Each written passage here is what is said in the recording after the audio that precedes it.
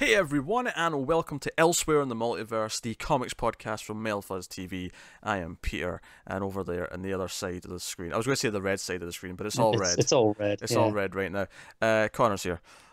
I am, yes. Yes, you are. And I would I know you just went over and rehearsed that intro, but I would like to formally lodge something that you should fix. I think going forward. rehearse is a bit extreme a statement for what I just did. You went over it twice. I mumbled what my opening sentence was because I've never done this show before, and that was it. That was all I did. It is, but I wanted to oversell it for dramatic effect.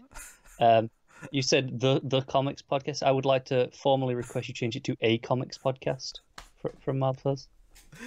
That just sounds better. It's not our first comics podcast. I'm about to explain the concept of this one, but I know, but the sounds singular.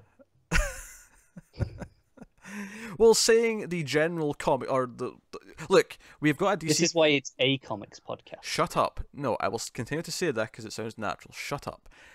So we have a DC Comics podcast called Comics from the Multiverse, and this is now our new counterpart series called Elsewhere in the Multiverse, and this is where we're going to talk about Marvel books and indie books, Image, Dark Horse, that kind of thing that we're interested in, that we're reading, and so on and so forth. We've got a list of books that we've caught up on or we're already reading that we're going to talk about going forward just now, but obviously new number ones will come out, we'll start new series, we'll try new things, and we'll go from there, so the books will grow in time.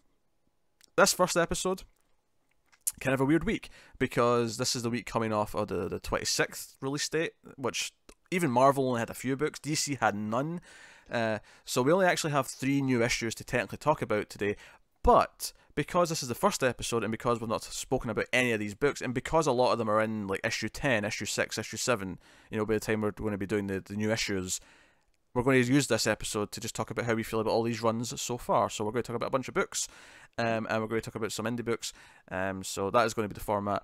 Obviously, I think the disclaimer here that we have to say, given that this is going to be like, say, 2/3 or so Marvel, and then like some indie books, is that for the indie books it doesn't really matter because they're all just standalone things.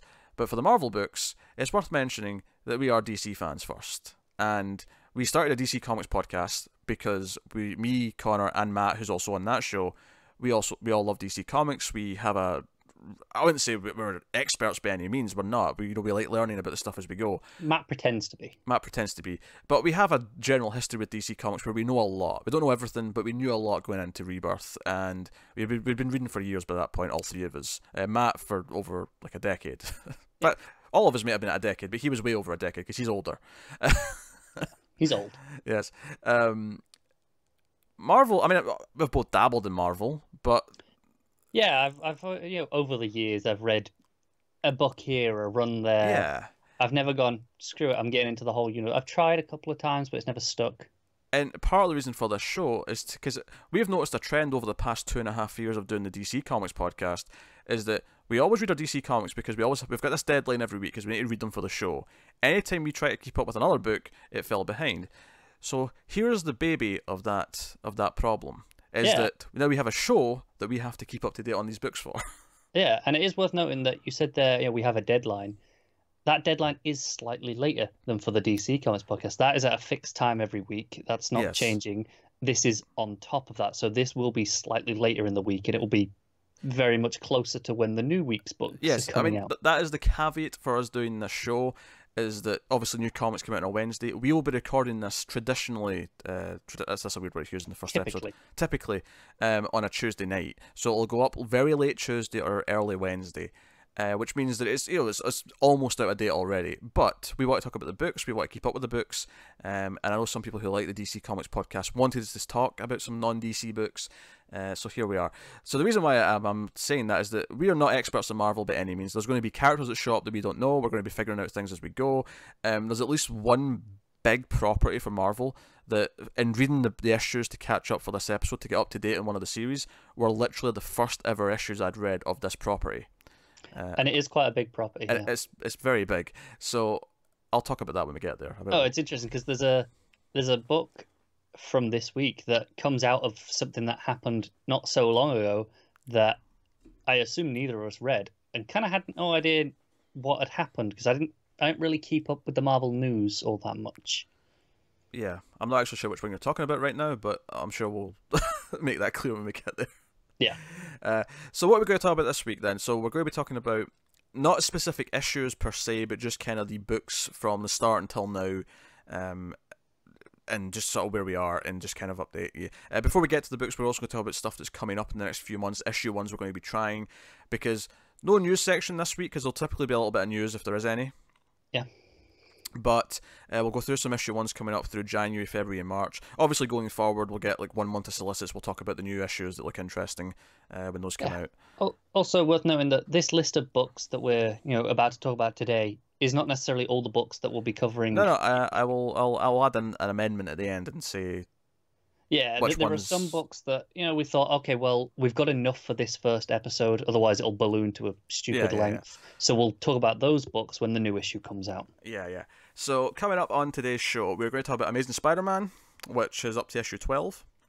Yep. We're going to talk about Uncanny X-Men, which is up to issue 7, which is notable because it's only been 7 weeks. Yep. Because it's a weekly book until issue 10. The first 10 issues are weekly, and it changes to, I think, double shipping. Or maybe it's the 2-1 sort of switcheroo that Marvel do with a lot of books. Probably double, though, because it's X-Men. Then we'll talk about Avengers, which is up to issue 10. We'll talk about Captain America, which is up to issue 6. We'll talk Avengers up to 11, isn't it? No, 10. You sure? Okay. I thought it was 11, but I'm misremembering clearly. You're making me think I've not read an issue now. Hold on. No, it's definitely up to 11. I've read 11. Let me see if it's 11 that I've read. Oh, I've read 11. I'm just misremembering the number. I've read that issue. It's fine. It's got the horrible cover with the She-Hulk and Hulk hugging. It does, yeah. Not to spoil my opinions on anything yet, but so yeah, Avengers up to issue 11 then. Captain America up to issue 6, which is out. That's Ta-Nehisi Coates' run. Fantastic Four up to issue 5. That was one of the new issues that just came out this past week. Immortal Hulk up to issue 10. Miles Morales Spider-Man issue 1. That's just issue 1 because that just started this past month. X-23 up to issue 7. And then the other issue 1 that came out this past week was X-Force issue 1, so we tried that. So those are the new Marvel books that we're going to be kind of looking at. Not mentioned there, but will be caught up for future issues. Well, assuming that I like them. I've not tried, like, say, Tony Stark Iron Man yet. But assuming I like the first issue or 2, I'll catch up, because Connor's been reading that, so we can talk about that. I am way behind on Thor. I am doing a monumental catch-up. Hell yeah, you are, because I'm not letting you do this podcast without Thor. And I'm hoping I'll be up to date for the next issue of Thor. It's maybe pushing it slightly. It might be the issue after before I can jump in on that. We got a lot of comics. But I've got something like 40 issues to read. So, but it'll happen, right? Whether it's for the next issue or the issue after, it'll happen. And then, was there any other Marvel books that... Yeah, I'm looking. There's a couple that neither of us have actually tried yet, but we were looking at trying. Well, these are new books on. We didn't mention Venom, which I'm also going to try. Venom, Because you've been reading that. Yeah, I have. Well, they're new in the sense that neither of us have tried them yet, but some of them are a significant amount of issues in. But these aren't upcoming issue ones. All right, hit me. Yeah, so Mr. and Mrs. X. We're going to try that on the basis of, which actually I forgot a book in the list. Oh, God damn it, what have you forgot? Oh, okay, Thompson, yeah, Thompson's book, the reason why I want to try Mr. and Mrs. X. A very good book. A very good book, yes. Yeah. Yeah. So we've got Mr. and Mrs. X, Winter Soldier, Killmonger. Those are sticking out to me as books that are to be tried, that I don't think neither of us have started yet, but we're hoping to at least try. Maybe not. Maybe we'll try them and decide we don't like them, so we won't cover them. But those are planned at the moment. Yeah, so that's the gist of what's coming up in Marvel. We'll talk about issue ones that are coming up soon from solicits in a bit. But coming up also in today's show from the non-Marvel side of things, we're going to talk about Black Hammer Age of Doom, specifically only up to issue 5. Now, issue 7 was the last one that came out, not counting the one-shot Cthulhuese. The reason for that is because issue 5 is the end of an arc, and we'll talk about issues 6, 7, and Cthulhuese with issue 8 when it comes out in, I want to say February, is when that issue comes out. That sounds right. It's on a small break between issues. I also caught up quite a lot of Black Hammer. I'd only read the first trade before I started catching up last week, so I'll put some thoughts into Dr. Star and Sherlock Frankenstein. I've been free of the day. Quantum Age mini, I think we're going to leave till next issue. It's in a couple of weeks because that's the final issue of that mini, so we're just going to talk about the whole thing there. So Obviously, we won't spoil things outside of the discussions for each of these specific series, but the spoilers for Black Hammer Age of Doom is only up to issue 5 and does not include Quantum Age. We'll only be talking about Quantum Age and the books that came before. Yeah. So, not Quantum Age, sorry, Age of Doom. Age of Doom. And the books that came before. Quantum Age is not going to be spoiled because I've not read it yet. So, that's why that's not happening. We're going to talk about Skyward, which is an Image book. It's up to issue 9, was the last one that came out. It's a book by Joe Henderson. We'll talk about that today. And we might do like a spoiler-free section of that because I feel like some of the Image books and like the the standalone independent stories might be worth like, hey, is this worth reading? Kind of thing. Yeah, I think it definitely is. Yeah. Marvel's a bit. I mean, maybe issue 1s are worth doing like spoiler-free sections. I don't know, but certainly I think Image and like Dark Horse books that are kind of standalone. Yeah, definitely. Stories are worth doing that with. And then we're going to talk about a single issue of Die, which is Kieran Gillen's book that just started this month. So we're going to talk about that. So that's the books we're talking about today. Well, and the one other Marvel book that you just added in. Yes, I didn't even told them, did I? West Coast Avengers, which is up to issue 6, which I've added into the list. So those are the books we're going to talk about today, in a more general sense, because we're talking about the whole arcs up until now and where it is. Typically we will break down an issue and talk about that. If you know if you've listened to our DC podcast, you'll be very familiar with the format. The format's going to basically be the same, but because this this episode 1 is about just sort of recapping to a point, kind of establishing where we are with the books.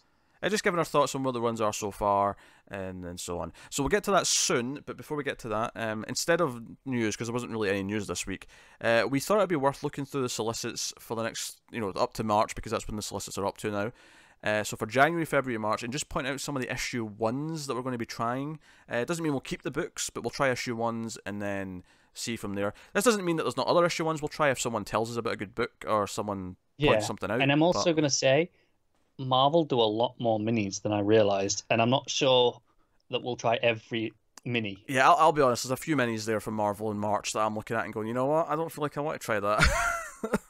Yeah, if it was like 1 or 2 minis a month, sure, we'd probably just try them, but there's a lot. January is packed with proper issue 1s though, and most of these aren't even minis. Most of these are like full-on new ongoing series. Yeah, this coming from DC, this is kind of weird to us. Yeah, Marvel put out a lot more issue 1s on a more regular basis, for better or worse. So coming in January, we have Conan the Barbarian starting from Jason Aaron. I have no interest in Conan the Barbarian, but I will try it because it's Jason Aaron. I have never read, seen anything Conan related, but I like sword and sorcery types of stuff, and I like Jason Aaron, so I'm willing to give it a try and hope for the best. We have Guardians of the Galaxy issue 1. This is a new one by Donny Cates, who, if everyone is right in telling me how impressive his Venom is when I try it, I might be excited for this once I've done that. You should be. Right now, it's kind of an open book for me. It's closed until I read it. But I've read 2 books from Donny Cates now, and it's put him to the top of, okay, I'll read anything this person does. What's interesting, I think in both cases there were books that you didn't really have an interest in the character beforehand. None whatsoever. They were just, I'd heard good buzz about Cates in particular, and I was like, all right, I'll give him a try. Which, funnily enough, means that this is probably the one, at least for me anyway, out of the books you've mentioned, which is Cosmic Ghost Rider and Venom. This is the one where I actually kind of care about the property a little bit. More so than the others, sure. Hit my mic, just making sure it wasn't. We're all right, yeah. Yes. So, Guardians of the Galaxy issue 1, also out in January is Captain Marvel issue 1 by Kelly Thompson, which is exciting basically just because of West Coast Avengers, which kind of spoils how we feel about West Coast Avengers, but that book is basically meant, I want to try more Kelly Thompson books. So, that's pretty cool, so that's coming out. We have Black Widow issue 1, which is coming bizarrely from the Soska sisters, who, that's made me do a double take in the solicits, because I'm like, wait, the Soskas? Because I know them from movies. They're horror directors. They're sisters who make horror movies together. They did a movie called American Mary with Catherine Isabel and did a couple other ones. So I have no idea if they're good comic book writers, but we'll find out. Yeah. So cool. Next up, Friendly Neighborhood Spider-Man issue 1 by Tom Taylor. The one and only. The one writer who's kept me reading a Marvel book for the last 2 years when I've been reading no other Marvel books. So this is the surefire hit for me. This is the one that, no matter what, I'm going to keep this book because it's Tom Taylor. Yeah, there's no way this goes wrong. Tom Taylor, No way. Can do no wrong. Yeah, and you pointed out it's the same artist from was it All New Wolverine? Yeah, also the same artist as the first arc of X-23, because it carried over. Oh, that's nice. Okay, that's cool. So that's cool. So not hard to sell me on that. Tom Taylor's one of my favorite writers right now. Next up, Invaders issue 1 with Chip Zdarsky. This is a Marvel property I know nothing about. Yeah, we're not too sure what this one really is, to be honest. The Invaders were mentioned in a recent Avengers issue, so and I'd already read this solicit, so I went, oh, that's that thing that's coming up. Yeah, I'm hoping that by the time we read this issue, it'll make sense to me. Yes, hopefully. Next up, Champions issue 1 by Jim Zub. This is kind of the Teen Titans of Marvel. Yes, it's the not Young Avengers, because that's a different team. That's Young, yes. That's Young Justice. Doesn't matter. They're both Teen Titans / Young Justice. Yeah, this is the Young Justice to the Teen Titans. Do you know what I love the idea that we've got new people on this show because they're Marvel fans, which is, you know, if you're here and you're willing to get to first, you know, newcomers talking about the books, that's great. But I imagine we're infuriating you by saying this is Marvel's version of this DC thing. Yeah. And we don't mean to say they copied them. No, that's what we're saying. This is our reference point of how we can understand it. You know, bear with us. Feel free to help us out in the comments. Give us some advice. For the record, DC and Marvel have stolen from each other repeatedly for decades, so neither one is innocent. I think it's kind of fair game at this point to steal whatever you want either way round. I think it's actually one of the weirdest things right now is that Jason Aaron's Avengers story arcs seem to be mirroring the Justice League story arcs. Just an arc behind. Yeah, it's like Celestials. Oh, now it's an underwater plot. What's happening? Just call it Avengers Drowned Earth and be done with it. Like, and I don't think. I mean, obviously, he's obviously written these things in advance. Obviously, no one's copying anyone. It's just weird that both books have had two similar arcs back to back in a row. Yeah, it is weird. See if the next one is like Marvel's version of Thanagar Prime and like this shit, I'll be like, okay, right. You know what? Does Marvel have a version of Thanagar Prime? Like, I don't know. I know nothing about Cosmic Marvel. I'm sure they have something. Yeah, help us out, folks. So then next up we have got Man Without Fear, which is a Daredevil book. It's a weekly miniseries by Jed MacKay, which is kind of leading into the new book. Yeah, the new book, which is coming in February. So more on that in a minute. But so yeah, we'll try this at the very least. And even if it's, as long as it's okay, we'll probably finish it just because it's leading into the new book. It's 5 issues and it's it's weekly. Sure. We have Marvel Comics Presents issue 1, which is an anthology book. Who are the writers on this again? You had. I did look at them. I think the first issue was Soul, Hack, and Nocenti, but I did see issue 2 had different writers on it. Like so, it's 3 stories in every issue. So I don't know how we're going to do with that one. Yeah, I don't see us doing that one, to be honest. Yeah, it's the sort of. Maybe if an issue gets standout praise that we'll check out. Sometimes we've done that with the DC. It doesn't sound like a book that we have to read every issue of. So yeah, if one gets particular praise, maybe we'll check that one out. But I don't feel this is one we're going to be doing every time. And then the last one in January that piqued our interest at least, just before people start going through the solicits themselves, and he didn't talk about this one, he didn't talk about that one. But Wolverine: The Long Night, which is by Ben Percy, who we liked doing Green Arrow for a long time, then a little bit of Nightwing. This is an adaptation of his own podcast, which I was a very big fan of. I'm looking forward to season 2 of that starting in a couple of months, I think. Yeah. Very excited. I'm intrigued to see how this adaptation works. And you'll get 2 perspectives because I've not listened to the podcast. This will just be me reading the book. So yeah. And I assume I'll like that because it's Percy, but you never know. We'll see how it goes. In February from Marvel, we have The Savage Sword of Conan. So we got a second Conan, but this is by Jerry Duggan. I mean, I highly doubt I'm going to care about this, but yeah, so, they seem to be treating Conan the way they treated the Star Wars license when they first got that. In that we had Star Wars and then Vader, both started like it was Star Wars, and the following month was Vader, and then we had a mini after that as well in the following month, and then it rotated through the minis while we had the 2 ongoing books. Sometimes they go a bit nuts with their oversaturation of one like part of their brand. Yeah, I'm pretty sure Conan's is in an Avengers book coming up. It reminds me of when they got the licenses. They acquired the properties of Angela. It reminds me of when they tried to expand Guardians, and we had like a solo Drax book, a solo Rocket book, a solo like they had like. Oh no, I meant in terms of the property acquisition. You know when they got Angela. Yeah, well, I'm not even talking about that. I'm just talking about their oversaturation of like when they pick one corner of their universe and they say, "Oh, Guardians is quite popular right now. Let's have 10 Guardians books." Yeah. And now they're all gone. Like now it's just we'll have one new issue, one of a Guardians book, and that's which is probably better. It's better to have it focused, but. I mean, I'm just saying, Marvel sometimes they kind of, back when Bennett was doing Avengers, there was a point when there was like, oh, there's 4 ongoing Avengers books right now because Avengers is selling like hotcakes. Yeah. So that's what it's making me think of is that they're just all in Conan, all these Conan books. So and there's another one coming up in March as well. The one in March is a mini, but that's the mini. Yeah, it's the same as the Star Wars model. 2 ongoings in a mini. So next up, Avengers: No Road Home, which is a weekly miniseries. By Al Ewing, Jim Zub, and Mark Waid. No opinion on Zub, but I like the other 2 writers. Yeah. And this is was this 10 issues? I believe so. Yeah. And this has caused some weird controversy, minor controversy, but controversy nonetheless, because it's continuing the legacy numbering of the main book, and it'll take place theoretically once you've collected it all. It'll slot in between 2 issues of Avengers. So I assume the main Avengers book, its legacy numbering, is that jumping up? I think it is, yeah. I think it's jumping at one point.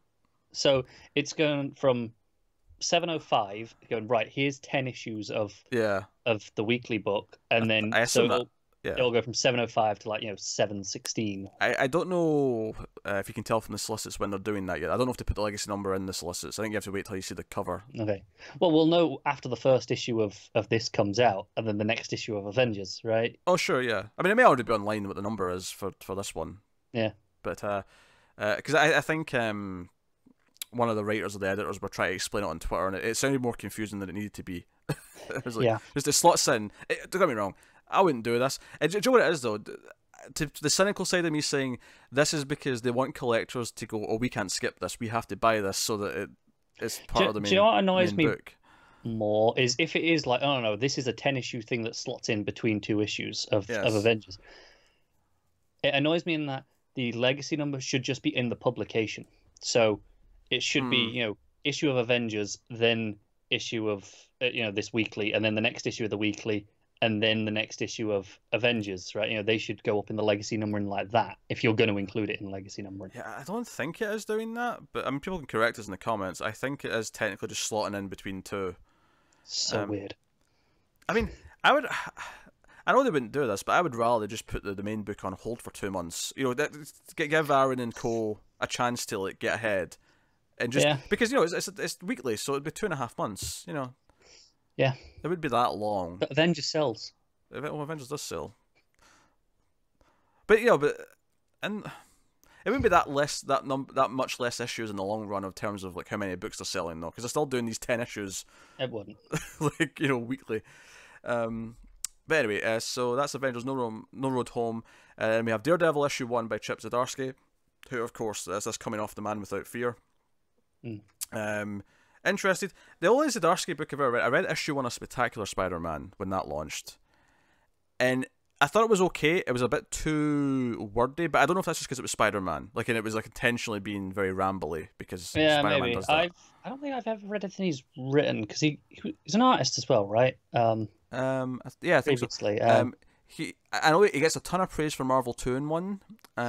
Does I think he was the artist on Sex Criminals with Fraction, I believe. Okay. If I'm remembering right, it's been a long time since I read that, and I do remember really liking the art on that. Because he just wrapped up his Spectacular run. It ended with 310 or whatever the number was. I don't know how many issues that meant they've run actually was. Well, no, because obviously they switched to the legacy numbering somewhere in the middle. I think it had I don't think it got to double digits. I think it was 8 or something like that, and then it switched. Standard Marvel then. So I think ultimately it was maybe 20 issues, maybe slightly less. Yeah.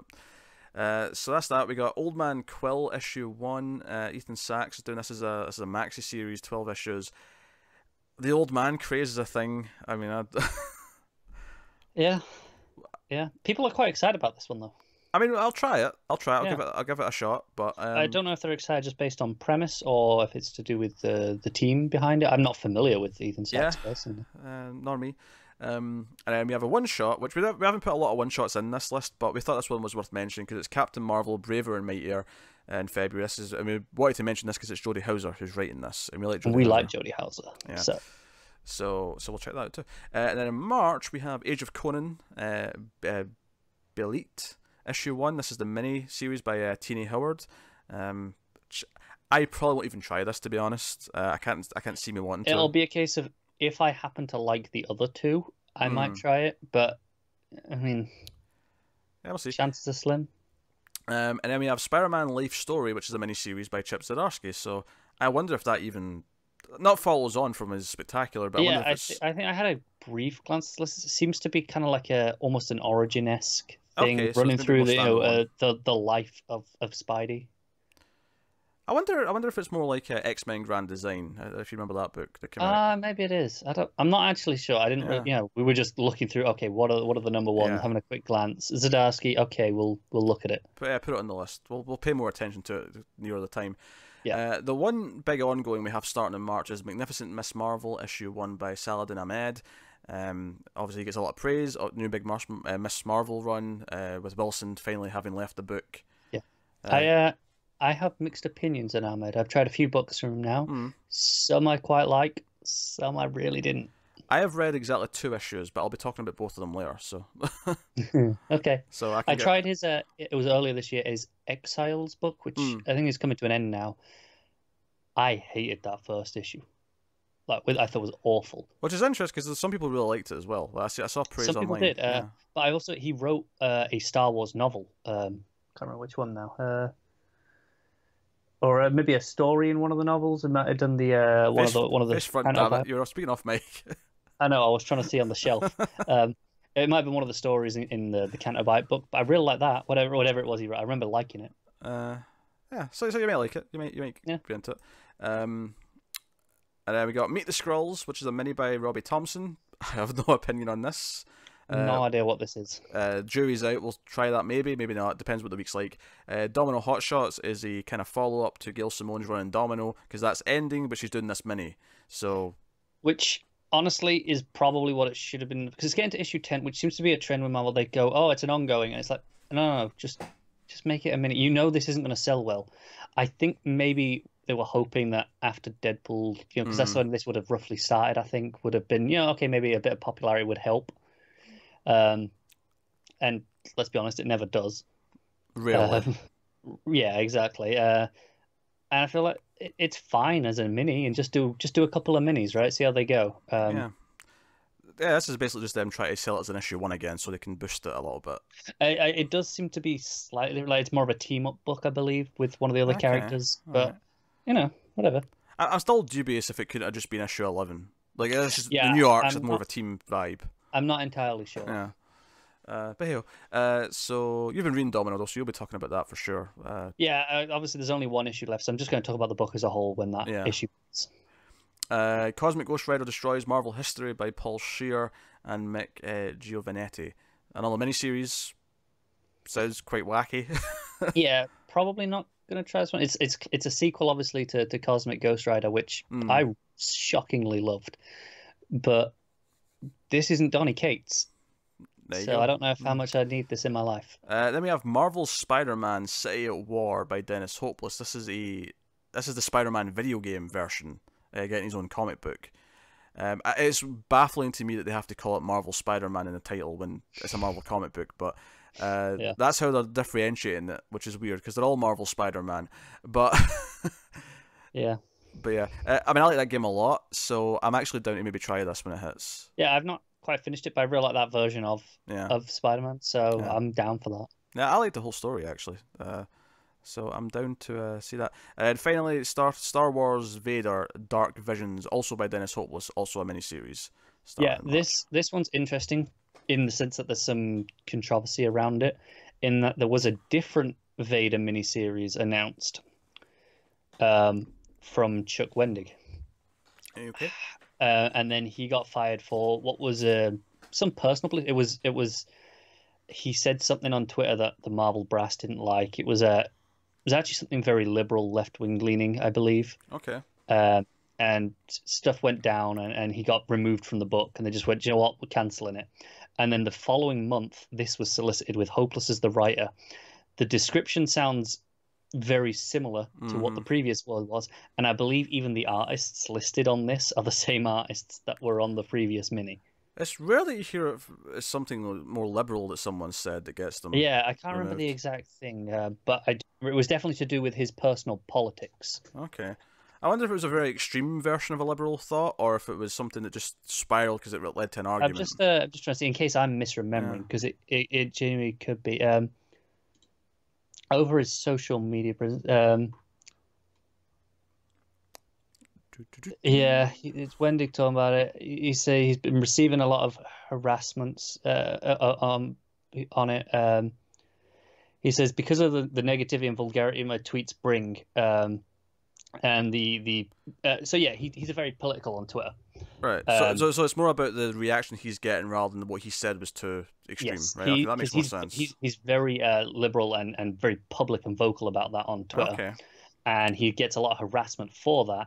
And Marvel editor basically went, "You know what? It's too much hassle dealing with you because we don't want this negative publicity to affect Marvel as a." Yeah. Okay. This is sounding worse as you go on.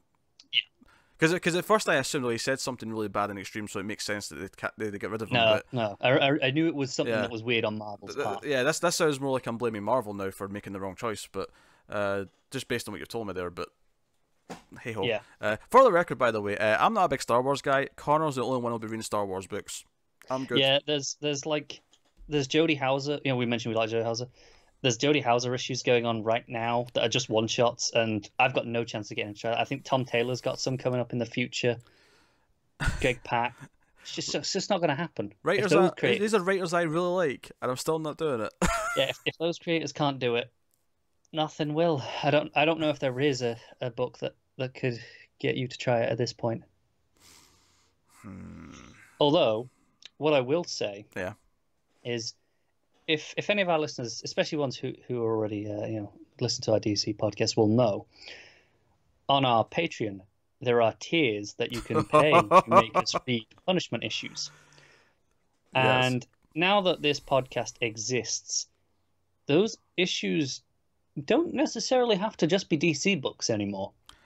No, that's true. The punishment issues on Patreon, which are higher tiers, admittedly, but because if you're new, you'll be like, we're trying to flog these $30 tiers at you. Like, no, this is more aimed at the one person who is already making you read stuff on the DC podcast. Now, you're nearly at the end of Hawk and Dove. You need a new book soon. This is vicious, vile tactics that I will not entertain this. I will not entertain this. But it is true that technically the punishment issues now you could pick between, and it could be for this show instead of Comics from the Multiverse. But you shut your ginger face. You shut your ginger face. All I'm saying is, it wouldn't be the worst way to spend your money. I'm not doing it. I'm not doing it. Oh, you will. You will have to. Oh dear, we've not increased the number of slots, even though theoretically there's an argument to say that we should, because there's 2 shows now it could be split between. But yeah, if for some reason it gets really full up and then people are like, we want to buy more, then maybe we will. I don't know if I want to double them because there's 2 shows, but I could, because right now there's a max of 4 for each of us, spread across the singular and then the sort of the bundle ones. I could see an argument for going up to like maybe 6. So there's 2 shows. We'll worry about that in the distant future. Well, yeah, we'll see if they fill up. If there's demand, we'll add slots. So moving away from Marvel, just looking at some of the other books that we know we're trying issue 1s of in the next couple of months from other publishers. First from Image, we've got Gunning for Hits issue 1, which is a music thriller. Know very little about this beyond just it's kind of an interesting it was pitch. Mariko and art, who I quite like, and I'm vaguely intrigued. And then we also have Little Bird issue 1, which is coming in March, which is... I've got a description for this. I thought this was a separate item because it was another bullet point. It's just the way I've copied it. So this is director-screenwriter Darcy Van Poelgeest. I thought it was Poltergeist at first. I was like, that's a cool name. It boasts a long list of awards and accolades, blah, blah, blah, blah. Right, anyway, here's the premise. With the same limitless scope of as a new East of West or saga, and the drama and surrealism of Akira, Little Bird follows a young resistance fighter who battles against an oppressive American empire as she searches for her own identity in a world on fire. We'll do these issue 1 solicitation stuff more thoroughly in the new solicits, because it'll be once per month as opposed to all this big clump that we're doing right now. The premise sounds interesting. The cover looked interesting. Yeah, enough that I'm like, yeah, I could try that. Yeah, Ian Bertram is doing the art, so yes. So yeah, we'll give that a try. Naturally, this coming January, there's a new issue 1 coming out, which, if you're familiar with our content, you'll know that there is no way in hell that we would not be trying out the hit comic book series Buffy the Vampire Slayer, which is launching from Boom. And that does not count as my reference for this episode, because that counts. No, it doesn't. No, it doesn't. That does not count. That was a comic book reference, not a TV show reference. Listeners into it. Oh, they'll know by the end that I make Buffy references every week. They'll know by the end that that's happening. Don't you worry. And then we had Peter Cannon Thunderbolt from Dynamite, which is basically just because it's Kieran Gillen. Yeah, I've got a description. If you want me to read go on. This is in a couple of weeks. It says here, his level of genius is matched only by his heroics, and in humanity's darkest hour, he's the hero they need the most. Alas, poor humanity. Peter Cannon, the man known as Thunderbolt, is only too happy to leave civilization to face its end. Okay. I thought that sounded intriguing enough that when you throw Gillen on it, that I'll read it. Well, you're a big Gillen fan. I had actually never read a Gillen book until yesterday. I am very interested to hear your opinions. At least as far as I know, that there might have been like a random X-Men issue at some point that I read. Yeah, you never tried his Iron Man a few years back. Oh no, I did. I know, because I looked this up, because he's the one who had Greg Land as an artist. Yeah, don't hold him responsible for that. That's not his fault. I did read issue 1 of that, and I dropped it immediately. This was back in Marvel. Did you drop it because of the writing, or did you drop it because it was Greg Land? I can't remember if I can't remember if the writer factored into it, but I remember looking at the book and going, Yeah, no. Even I didn't read that book, and I'm a huge Gillen fan. Yeah, because Marvel Now was the last time I tried to read a lot of Marvel, and then it kind of, they started doing like Secret Wars, and we had All New, All Different, we had Marvel Now 2.0, and I kind of drifted away from everything. Because, I had read, other than a couple of Tom Taylor books, I had read no Marvel since Secret Wars. That was kind of, that event just kind of like, I'm just, all these relaunches. I was reading a few bits in Marvel Now, and they kind of fizzled out. And then I don't know if I'd read anything beyond the Star Wars stuff until this year. For the record, that's exactly the point where I'm catching up from Thor. It's the start of Mighty Thor, which Thor's the only book I've been consistently reading. So that's what's happening. So then back to number 1s. Aliens Resistance number 1 from Brian Wood. This is apparently a sequel to Alien Isolation, the video game, which I like a lot. I also liked Aliens Defiance, which Brian Wood did a couple of years ago. So I'm a fan of the franchise for a start, but this should be good. I'm kind of conflicted. I'm a fan of Brian Wood. I like Alien in general. I have not played Isolation. I think you'll probably be fine. Yeah, I think other than the fact that it's Amanda Ripley that we're following, who was the main character in Isolation. I'll try issue 1 of this just because I like enough that. Sure, and if I feel lost, I'll just won't come back. And I'm also planning on catching up for the record Alien 3, the original script, which they're putting out as a comic book, which is very different from the movie. So it's only had 2 issues, so it's not a big catch-up, but I'll be catching up for that coming up. Glow issue 1 is coming in March from IDW. This is one that I'll just be reading because Car doesn't like the TV show. Well, he's not even watched the TV show. Glow is a great show on Netflix about a ladies' wrestling league in the 80s, based on loosely based on a true story. I assume most of the character stuff is completely just new, but the fact that it happened is true. I like that show a lot. I don't know if the comic will be any good, but Tini Howard's the one writing it, so we'll see. Yeah, it's only 4 issues as well, I think. Yeah, it's a mini-series. It's not an ongoing, so we'll try that. And the last thing we noticed in solicits is a new issue on a new ongoing from Boom. Coming in March from Greg Pak, who we like, who is currently writing Firefly, which is one of the books we'll also be doing. Because we mentioned all the other Marvel books we're doing, we didn't mention all the other indie and stuff that we'd be doing. Maybe that's worth doing after I've read this. So description for this is called Ronin Island, And after a mysterious attack wipes out the major cities of 19th century Japan, Korea, and China, survivors from all three lands find refuge on a hidden island and build a new society. And then some of the younger characters kind of have to team up and fight these new enemies. And there's also, it casually mentions at the end of the longer version of the description, there's a mutated horde that threatens to wipe out all of humanity. I'm down to try this. Yeah, me too. Sounds not bad. I will say, obviously, before we go on to the next bit, it's possible we've missed a few things. Oh, possibly, if you want us to go, oh no, this is a number one that you really want us to try, let us know. Yeah, I wonder if even if a book's only a couple of issues in, maybe you can suggest that as well. Because there's a much more broad selection of issue ones coming from so many different publishers. I'm wondering if there's maybe something we could do with Patreon.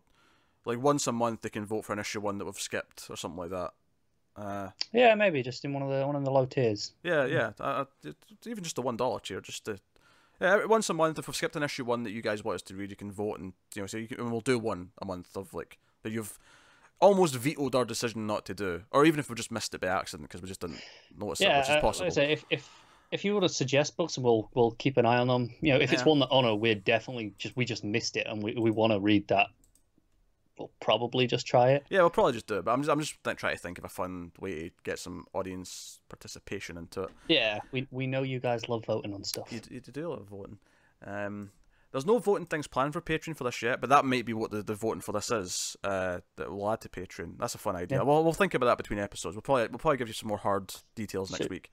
Before we go on to the non-Marvel books, I'm just letting you know how I mentioned there was all these books that neither of us have tried yet, but we've got listed down. I'm seeing Ironheart.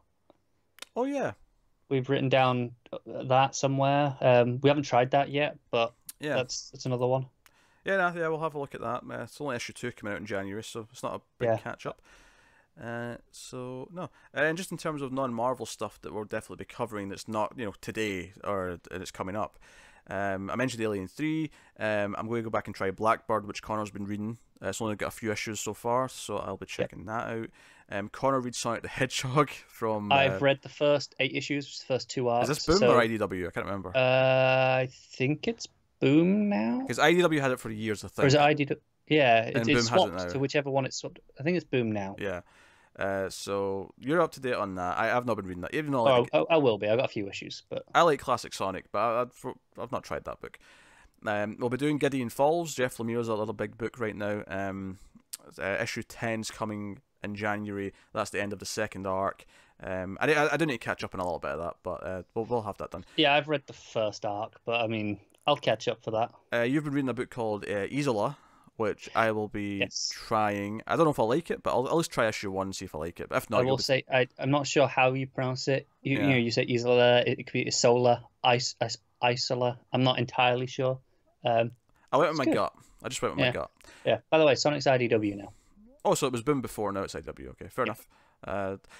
So there will be some books in this section, especially the indie, I think, where only one of us will actually want to read it, and that's okay. That's fine. I mean, even all just the Star Wars stuff. Exactly. Yeah. I'm up to date on pretty much all of it at the moment, except a couple of issues of Afra. But I'm sure I'll be up to date by the time the next issue of that comes out. Yeah, you'll be doing Oblivion Song. Yes, I've read, again, that's one I've read the first arc of at the moment. I think the second arc is coming to an end soon, so I'll probably discuss it then, and then jump in properly, monthly with the third arc. And a little bit down the line, but Lazarus is coming back in March in a new format. I will be caught up, and I'll be talking about Lazarus because I love that book when that hits. So look forward to that. So that's the stuff we know about for now.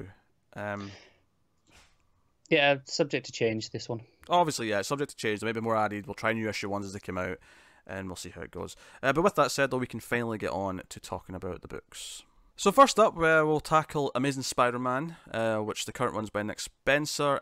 Ryan Ottley and Humberto Ramos have done most of the art across the book so far. Not normally every week when I'm telling you about each issue, we'll tell you specifically who the writer and artist are, but obviously this is a collection of issues for each one, so it's a bit more vague. But so Amazing Spider-Man's up to issue 12, and Nick Spencer, of course, full of controversy with his Captain America, came off that, and this is kind of his big, fresh new thing. I would say, without having read it, it sounded somewhat unfair, the controversy of what was in the book. His reaction was more questionable. Oh, yeah, to me, the problem with Captain America was... I mean, I wasn't interested in the plot. When I heard what the plot was, I kind of rolled my eyes. But I wasn't angry about it, because you knew it was all going to be fixed by the end. But his reaction to people on Twitter and things like that got a little bit rough.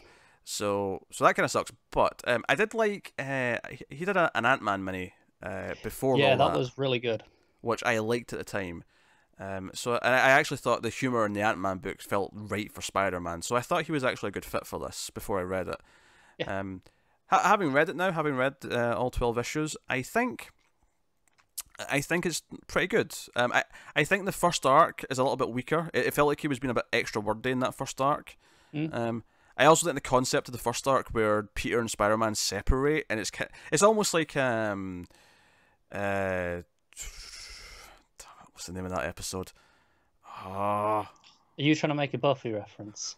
It's like that episode of the hit television show Buffy the Vampire Slayer where Xander splits in two, and one's the more confident side of Xander, one's the more nerdy side. But ultimately, the lesson is that both have to coexist for it to be, full Xander. Yeah, it's a classic trope. I can't remember what the episode was. It's season 5, but I couldn't remember what the title was. That's going to bug me. It's not Doppelgangland. That's a season 3 episode, which has an alternate Willow, but it's not because she's split in two. This is a whole thing. Anyway, so it gets split. I thought it was weird in that first arc how we always only followed Peter, and we only saw Spider-Man when he ran into him. Because if the whole idea is that both of them are still Peter, and one's just the other side of him that has other qualities, it was almost weird how it never did that. Like, it was always just... Yeah, I think the idea was this is the quote-unquote good Peter, and the other one was the negative. So it was like, no, we'll follow the good guy. Yeah. I felt like it was making him feel like the more important one, when the idea is really meant to be that, no, this is a even split. Yeah, no, I get that. So that was a bit weird. I also thought that first arc was a little bit more wordy. I think he settled into it, though, a little bit. Yeah. I really liked the 3-issue... Black Cat arc, the heist. Yeah. Because one of the things I liked about that as well, I thought up until that point in the book, Mary Jane, because he's back together with Mary Jane. That's something he sets up at the first issue. Yeah, and that's cool, right? I felt like they did nothing with her for like the next 7 issues. She was just kind of someone who showed up occasionally. There was never any plot with her. There was never anything going on with her. She was there kissing him for a scene maybe once or twice over the course of like 6 issues. It was kind of weird. It felt kind of like, not redundant, but just like a waste of a character who's supposed to be a major part of Spider-Man. And that's not to say that you have to always use her, but you made a big deal in issue 1 about them getting back together, and it's like, okay, now she's just disappeared. I have less of a problem with it in hindsight. Like, it was like, okay, it was just waiting for the next arc, right? It was it was weird reading it at the time. Like, when you're going through, it's like, well, this is weird. Where is she? Because the subplot she has in the Black Cat arc, where she goes to this this support group for people who know superheroes and their secret identities. And I actually thought this was all a setup at first until like she got there and it was like Jarvis, and it was like, okay, we've got all this tech, and like one of the people who's there is definitely Ganke. You can recognize them. Foggy's one of them as well. You can they're hidden, but you can kind of tell from what they're saying who they're talking about. I didn't know Ganke well enough. Having never read anything with him until today. Sure. Nah, it was totally Ganke. But I'll take your word for it. And Mary Jane talks about this, and it's all about how, like, are we important, are we insignificant next to these superheroes and what they do, and I felt like all my concerns that he was kind of ignoring Mary Jane were kind of put aside with this arc, because it was like, okay, sure, she's not really in the current arc with J. Jonah Jameson, but then J. Jonah Jameson wasn't really in any of the arcs before this. I would argue you could look at it as almost a meta thing of, oh, she was almost ignored for that first arc, because she's kind of feeling a bit ignored and insignificant. In a way that almost works. I don't know if I want to give them that credit. I don't know if I want to either. I'm saying you could choose to read it that way if you wanted to. But I did like that subplot with her, and I like the main plot with Black Cat as well, with them tracking down all the superheroes. All lose Wolverine loses his claws, Captain America loses his shield, so on. Like, everyone loses a thing. Doctor Strange loses his eye of whatever. And it's like, how do you steal Wolverine's claws? Don't ask. Yeah. So, and I like the idea when they're fighting them in the secret thieves guild or whatever they were called. Yeah. Spider-Man starts picking up things and using them. Like he starts picking up various superhero tools and gadgets and things. It's cool. Yeah. So no, and it was fun like having to rely on Black Cat for the transport because he can't swing. He's like shit at the web shooters because he's still good in the fight because he's still got his strength. He's still got his web crawling and all that. But his web shooters are a big part of definitely what he does. So that was fun. No, pretty good. I like the art throughout. Ramos is good. Ottley is a step above though for me. Whenever he's on the book, it's a bit more standout. Having not read a lot of consistent Marvel for a long time, and certainly not Spider-Man, I'm not against going back and reading Slott's run now that it's done, but it felt like it was going on forever, and I kind of lost interest when I tried to read it for a little bit. I forget how good Spider-Man can look. See, when I was reading issue 1, the first time you got to a new page, and he was, in the suit, and he was like flying through the air, and he's got the web coming out of his wrist. It always looks good. Unless, obviously, if you get a bad artist, it won't, but it's something that just, because one of the tricks they always do is they might have his like legs and hands like pop out the panel a little bit, and it always has this 3D feel to it. And webbing shooting from it just looks good. It has a really comic booky feel to it that I think Spider-Man has over a lot of other characters. Yeah, I agree with that. No, I agree. The art's been pretty solid for the most part. I can't think off the top of my head any like standout issues where I was like, oh, this one's no. It was just like I said. Every time it's Ottley drawing it, I'm like, damn, this looks great. From the start of the book, I was like, I'm really into. When it was a bit wordy, I was like, but it looks fantastic. Yeah, the wordiness calmed down. I didn't feel like because after I read the first arc, I took a break and read another book. And then when I came back, I was kind of putting off a little bit because I thought it was really wordy. But when I came back and read the next arc, it was a little bit better for the second arc, which was the one where his roommate, who is... I forget his villain name now. Boomerang. The Boomerang? It was Boomerang. And he's like a reformed villain, and Spider-Man thinks he's up to no good, but really, he's really sad and pathetic because he's got like life model decoys pretending to be his old friends so that he's not lonely. And I did laugh a lot at the whole... once he realizes Peter kind of knows Spider-Man, because Peter's sick of hearing these Spider-Man stories, because he keeps telling these stories about Spider-Man where Spider-Man getting his ass kicked. And he's like, that's not how it happened. Spider-Man and it's won like, that no, fight. dude, he took his pictures for years. He knows it. And he takes him to this bar, the bar with no name, and it turns out it's a Spider-Man trivia night, and Peter just dominates the competition by beating all the villains, and it was should bloody hope so, right? And it was just really funny. It was a really funny concept. It was. Yeah. Obviously, ongoing throughout the book right now, there's this whole thing where Kingpin's mayor, and he is trying to discredit Spider-Man. And there's also this other villain who I can't remember the name of right now, but he's this really like dark, mysterious villain who keeps popping up. Yeah. And he's kind of like doing things behind the scenes and taking out other villains because he wants Spider-Man. He wants to... Yeah, and it's messing with Jameson at the minute. Yeah, current arc.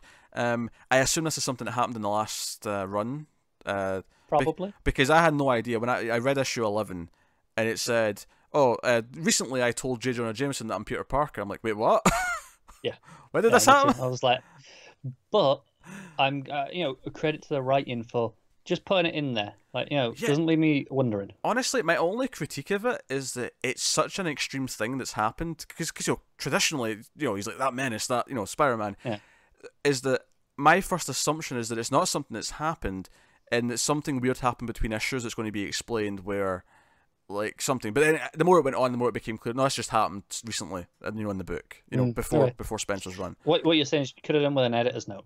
Yeah, an editor's note just saying, see, volume, whatever. Oh, yeah, whatever issue it was in. Yeah, issue or trade, whatever. Just to confirm that this definitely was something that happened a while ago. Which is fine. And he's doing a podcast, which is cool, because it is actually just like the games. Because the game hasn't done a podcast. Radio show on that, isn't it? Yeah. And I'm sure like that was probably in the comic first, but I'm just, that's my reference for it right now. Yep. And he's like trying to be nice about Spider-Man, and then some villains take umbrage with this. Arcade arranges this weird The Life of J. Jonah Jameson thing. Kingpin's invited J. Jonah Jameson to a gala in his honor for being such a great citizen, on the condition that he gets Spider-Man to come and introduce him. Spider-Man's not happy about it. He shows up to try and talk JJ out of it, and then the villains show up, and they've been put through this, like, this is your life thing, showing J. Jonah Jameson about his wife and his son who died, and all this I stuff. thought that latest issue was maybe my least favorite of the run so far. It was Okay. it was very much the life of Jameson, right? And it was okay, it was fine, but it didn't really have the same drive to it that the other issues Sure. did. I think I like it more than the first arc still. I think this issue is the sort of thing, if I was a long time reader, this one might not work as well. But because I don't know a lot of this history is exactly, it was actually kind of nice to just have it tell me. No, I agree. I Yeah. appreciate it because I didn't Yeah. know most of this. But in terms of the flow of the story, Yeah, sure. The idea that he's had, like, the second wife, like, was the one that encouraged him to build, like, killer robots, or, like, get involved with the killer robots. Because he ends up, because that was actually quite fun when he starts helping Spider-Man in the fight, because he gets control of his old robots, and he's like, I can still do this. Yeah. As much as the idea of plots of JJ building, or not building, but having robots built for him, or mech suits that he's using to fight Spider-Man. Yeah. It was all right. I didn't hate the issue. It was probably my least favorite in terms of the flow. Their interaction's funny though. Definitely. It's worth mentioning this other big bad that's going around has also tried to control Kingpin, which obviously Kingpin is not happy about because he's Kingpin. Natural. Yeah. But no, I'm enjoying the book well enough. I think it's, like I said, I think it's found its footing. Yeah. After the first arc, I like the Black Cat arc the most. This current one's not bad. Yeah, it's a book that I'm always happy to read each issue.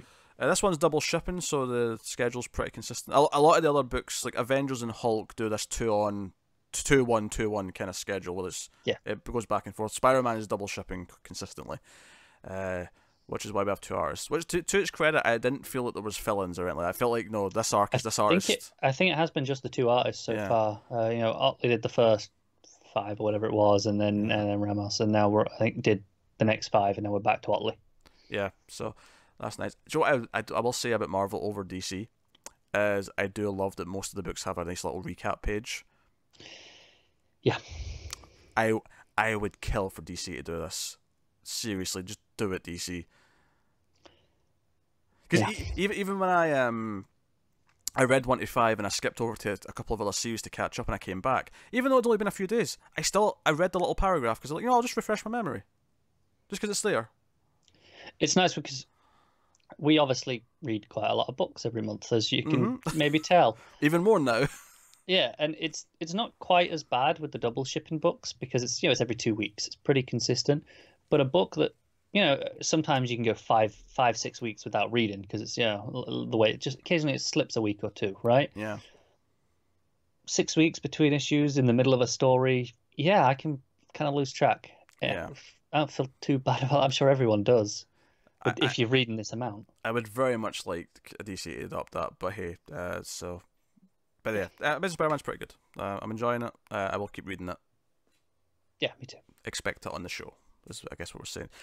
So we'll move on then to Uncanny X-Men, which has 7 issues out right now. It's weekly for the first 10 issues, as we said earlier. We have 3 writers on this. We have Matt Rosenberg, who I like. He did The Resurrection of Jean Grey. I don't think I've ever read anything by him before this. That's all I've read from him, but I like that mini for the most part. Because I knew I was going to read X-Men Red because Taylor was doing that, and this was kind of leading into it because it was bringing her back. Yeah. And it was a decent little mini. It was like 5 issues. It was pretty solid. We also have on this Kelly Thompson, who we've also said we liked already. We have Ed Brisson, who I have no feel for. I don't have any opinion on him yet. Well, I kind of do now because I've read X-Force issue 1 later, but I'll save that. It's hard to tell in this book whether there's the 3 of them going. Yeah, and I was just praising Marvel for doing something that I wish DC did. This is going to come off as me like giving DC a point for something, but not really because they only have one example of it. But having like 3 or 4 writers like work on a weekly book, unless it's 52, it always ends up feeling a bit messy. Yeah, there are examples where if I'm looking at like the last couple of weekly books, DC, the Batman Eternal and that sequel is. You had 1 or 2 who were at the top. They were the plotters. They came up with the story. They were like, okay, no, this is the breakdown of what each arc or so is going to be, and then they handed it off to individual scripters. That felt a lot less messy in the sense that at least there was someone at the top overseeing it. This feels like no, there's 3 people with ideas for their own upcoming books doing their own things. Yeah. So it does feel a little bit messy like that. The plot of this, it's actually went through quite a lot of plot quick, because obviously where we are now, we're deep into this X-Man stuff. This Age of Apocalypse, we're back in, aren't we? Age of Apocalypse, which I've never read Age of Apocalypse, so Me just, either. you know, just vaguely from like general pop culture nerdy knowledge, I know what Age of Apocalypse is kind of. I couldn't have told you who X-Man was though before this. Like this is what this explained it to me. Do you know what? I'm familiar with X-Man through a meme. It's a meme of it's a kid going, "Hey, well, yeah, I'm reading comics. You know, who's your favorite comic character?" And she says X-Man, and she means, and the kid goes, "Oh, don't you mean the X-Men?" It's like, "No, X-Man. Look it up." Okay, that's amusing. So Legion's in there as well. We have the teams kind of split into different teams. Obviously, what the recent issue was this past week, issue 7. And that was focused entirely on the younger X-Men that are in the book, because we have kind of the older team. Basically, this all sets up. Kitty goes missing, as does the Senator dude, and Jean. Typically, the adults split into 2 teams very consistently in this book. They keep coming back together, but they keep splitting up for the missions. And a lot of the early plot was about Multiple Man and how Multiple Man seems to be going nuts and like doing all these crazy things. Obviously, once we get deep into it, it turns out that Legion was controlling all these copies of Multiple Man. He was making them produce more Multiple Men so that he could use them all for things.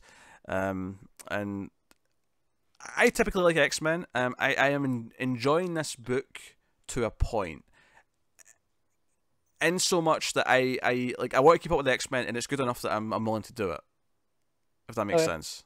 Yeah, I like X-Men in theory. Okay. But I've never been. It's always felt so convoluted to jump into. Oh sure, yeah. The only X-Men book I've really read properly is Joss Whedon's Astonishing X-Men, because it was so just like, no, here's its own thing, right? I think X-Men's always felt so entrenched in continuity that I'm always daunted by it. There is. I think the better writers though will make sure that the run works on its own. I think X-Men read by Taylor, just to praise him again, worked. I think Bendis too. I know you don't like Bendis, but for those of us who like Bendis, because I was reading Bendis' Uncanny and All New along with Aaron's Wolverine and the X-Men at the same time, so I was like deep into X-Men for a couple of years when that was all going on, and that was pretty good. That was good stuff. And this does feel a bit more steeped in continuity than a lot of the other stuff. And there's some characters in here that I'm not as familiar with. Like I don't really know Cannonball that much. I don't really know North Star or whatever. But you know, I like Laura a lot because you know I love All New Wolverine and X-23 stuff. I like your Nightcrawler. I like your Jean Grey, of course. Yeah, obviously, I think I'm familiar with all of the adult ones and a couple of the younger ones, basically. I didn't really know the younger ones. But I will say there's a couple of them I think by the time I've read these 7 issues, I'm like, oh, I kind of like 2 of them, you know, two or 3 of them. You know, Big Rock Dude. I haven't remembered the names yet.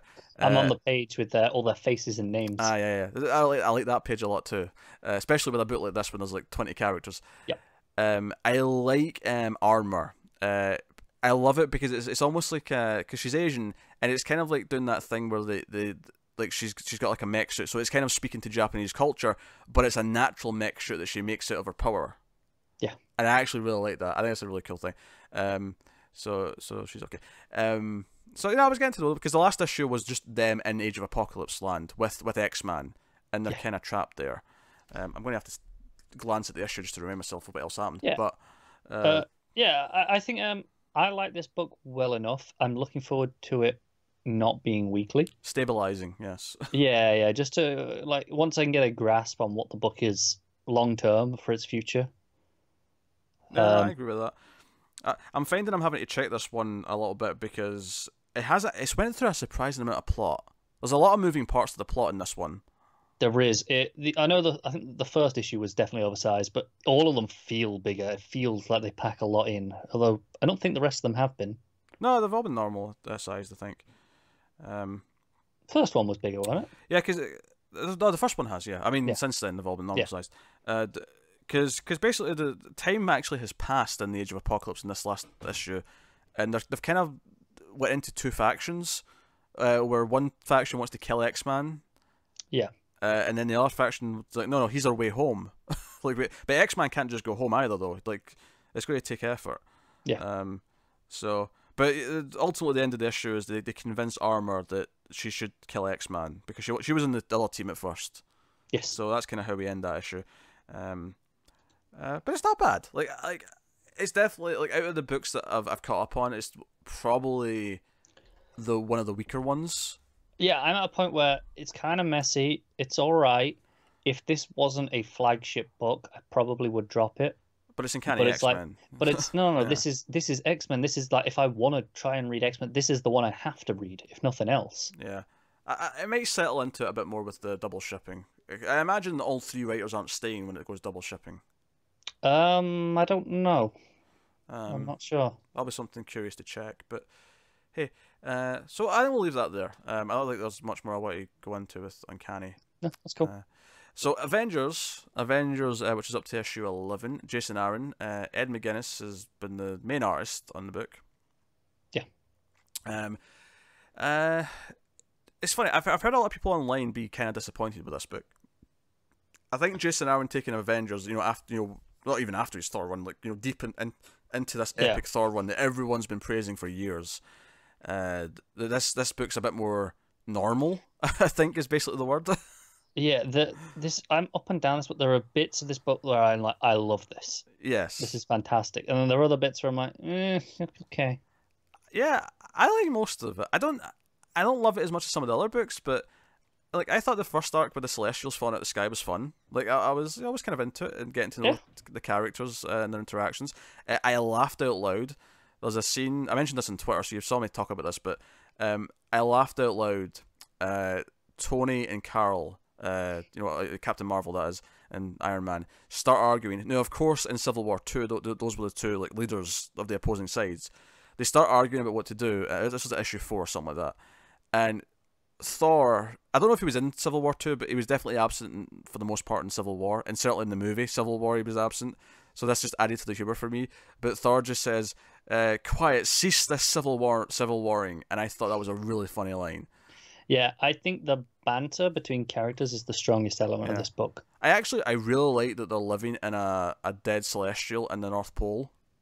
Yes. I like this as a base. I actually really like the issue where they're moving in, and I know some people probably don't like how comedy this got, but I actually kind of liked Thor looking for the bathroom. I thought that was funny. Yeah, I was alright with it. I'm into it. Honestly, the only issue that I've been kind of down on is the most recent one, actually, is issue 11. It's a shame, because I thought I had a lot of fun with most of this issue. I think the Coulson things for me is kind of weird. It is weird. It's one of those things where I'm like, okay, I'm gonna just wait and see where this goes before I get annoyed at it. What we're talking about with Captain America. Yeah. I'm like, I mean, if this is just what it seems to be, I don't really like it, but I'm gonna wait and see. Yeah, for all we know, he's a robot. Like, it could be anything. But I'm a big fan of Agents of S.H.I.E.L.D. the show. We both are. So besmirching Coulson's name like this is upsetting. But yeah, so Coulson's like going against the Avengers. He's who's it he kills in that issue at the end? I don't recall. He shoots someone in the knee. I think. You don't see them, do you? Did we not find out at the end? No, Maybe you just see the. Okay. You see a body. He's wearing shirt and tie. Right. You don't see a face or anything like that. I think I spent all issue assuming the reveal at the end was going to be who he was talking to, so I just remembered that being the case. No, I think the big deal is him shooting the guy. Yeah, that's fair. I think that issue just felt a bit more fractured to me because it was these very separate things, and I don't think I enjoyed the Wakanda like meeting scene, part of it, as much as I enjoy a beer with vodka.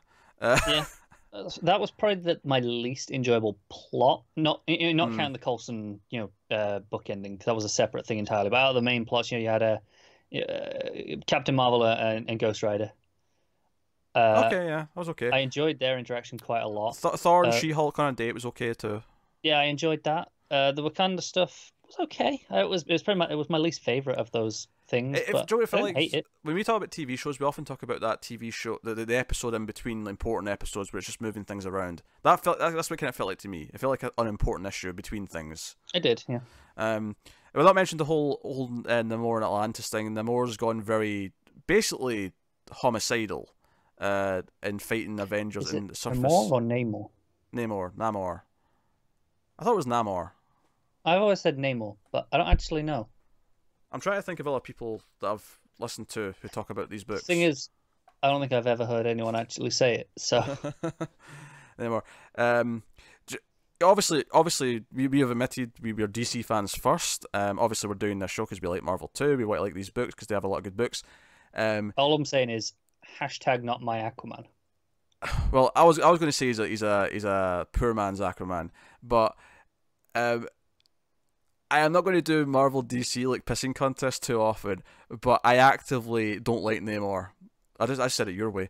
Namor. See, it's catching on. Namor. Even if that's the wrong way to say it, it's not anymore. Namor. Shitty Aquaman. I don't like him. I've never liked him when I've ever seen him pop up in other books. Because it's dealing with Atlantis and the politics of the surface world, it just makes me think of Aquaman. It does, and the fact is, he is inherently a less likable character. I think he's meant to be less likable. He's always a bit of a dick. Yeah, he looks like Spock, but he's a bit of an asshole. Yeah. Because Spock might be cold and logical, but he's not an asshole about it. No, and Namor is an asshole, right? That's a thing. Yes, he's just an asshole, yeah. So... But my problem is when he starts attacking the surface world and the Avengers are discussing what they need to do with them, I'm like, just kill the asshole. It's fine. I don't care about him. Yeah. I'm not on his side ever. So, you know. It's true. So screw him. But we do have the team that comes from the Coulson stuff is literally, and I think this is intentional, a knockoff Justice League, because at least the three at the front and the big reveal page look like knockoff Batman, Superman, and Wonder Woman.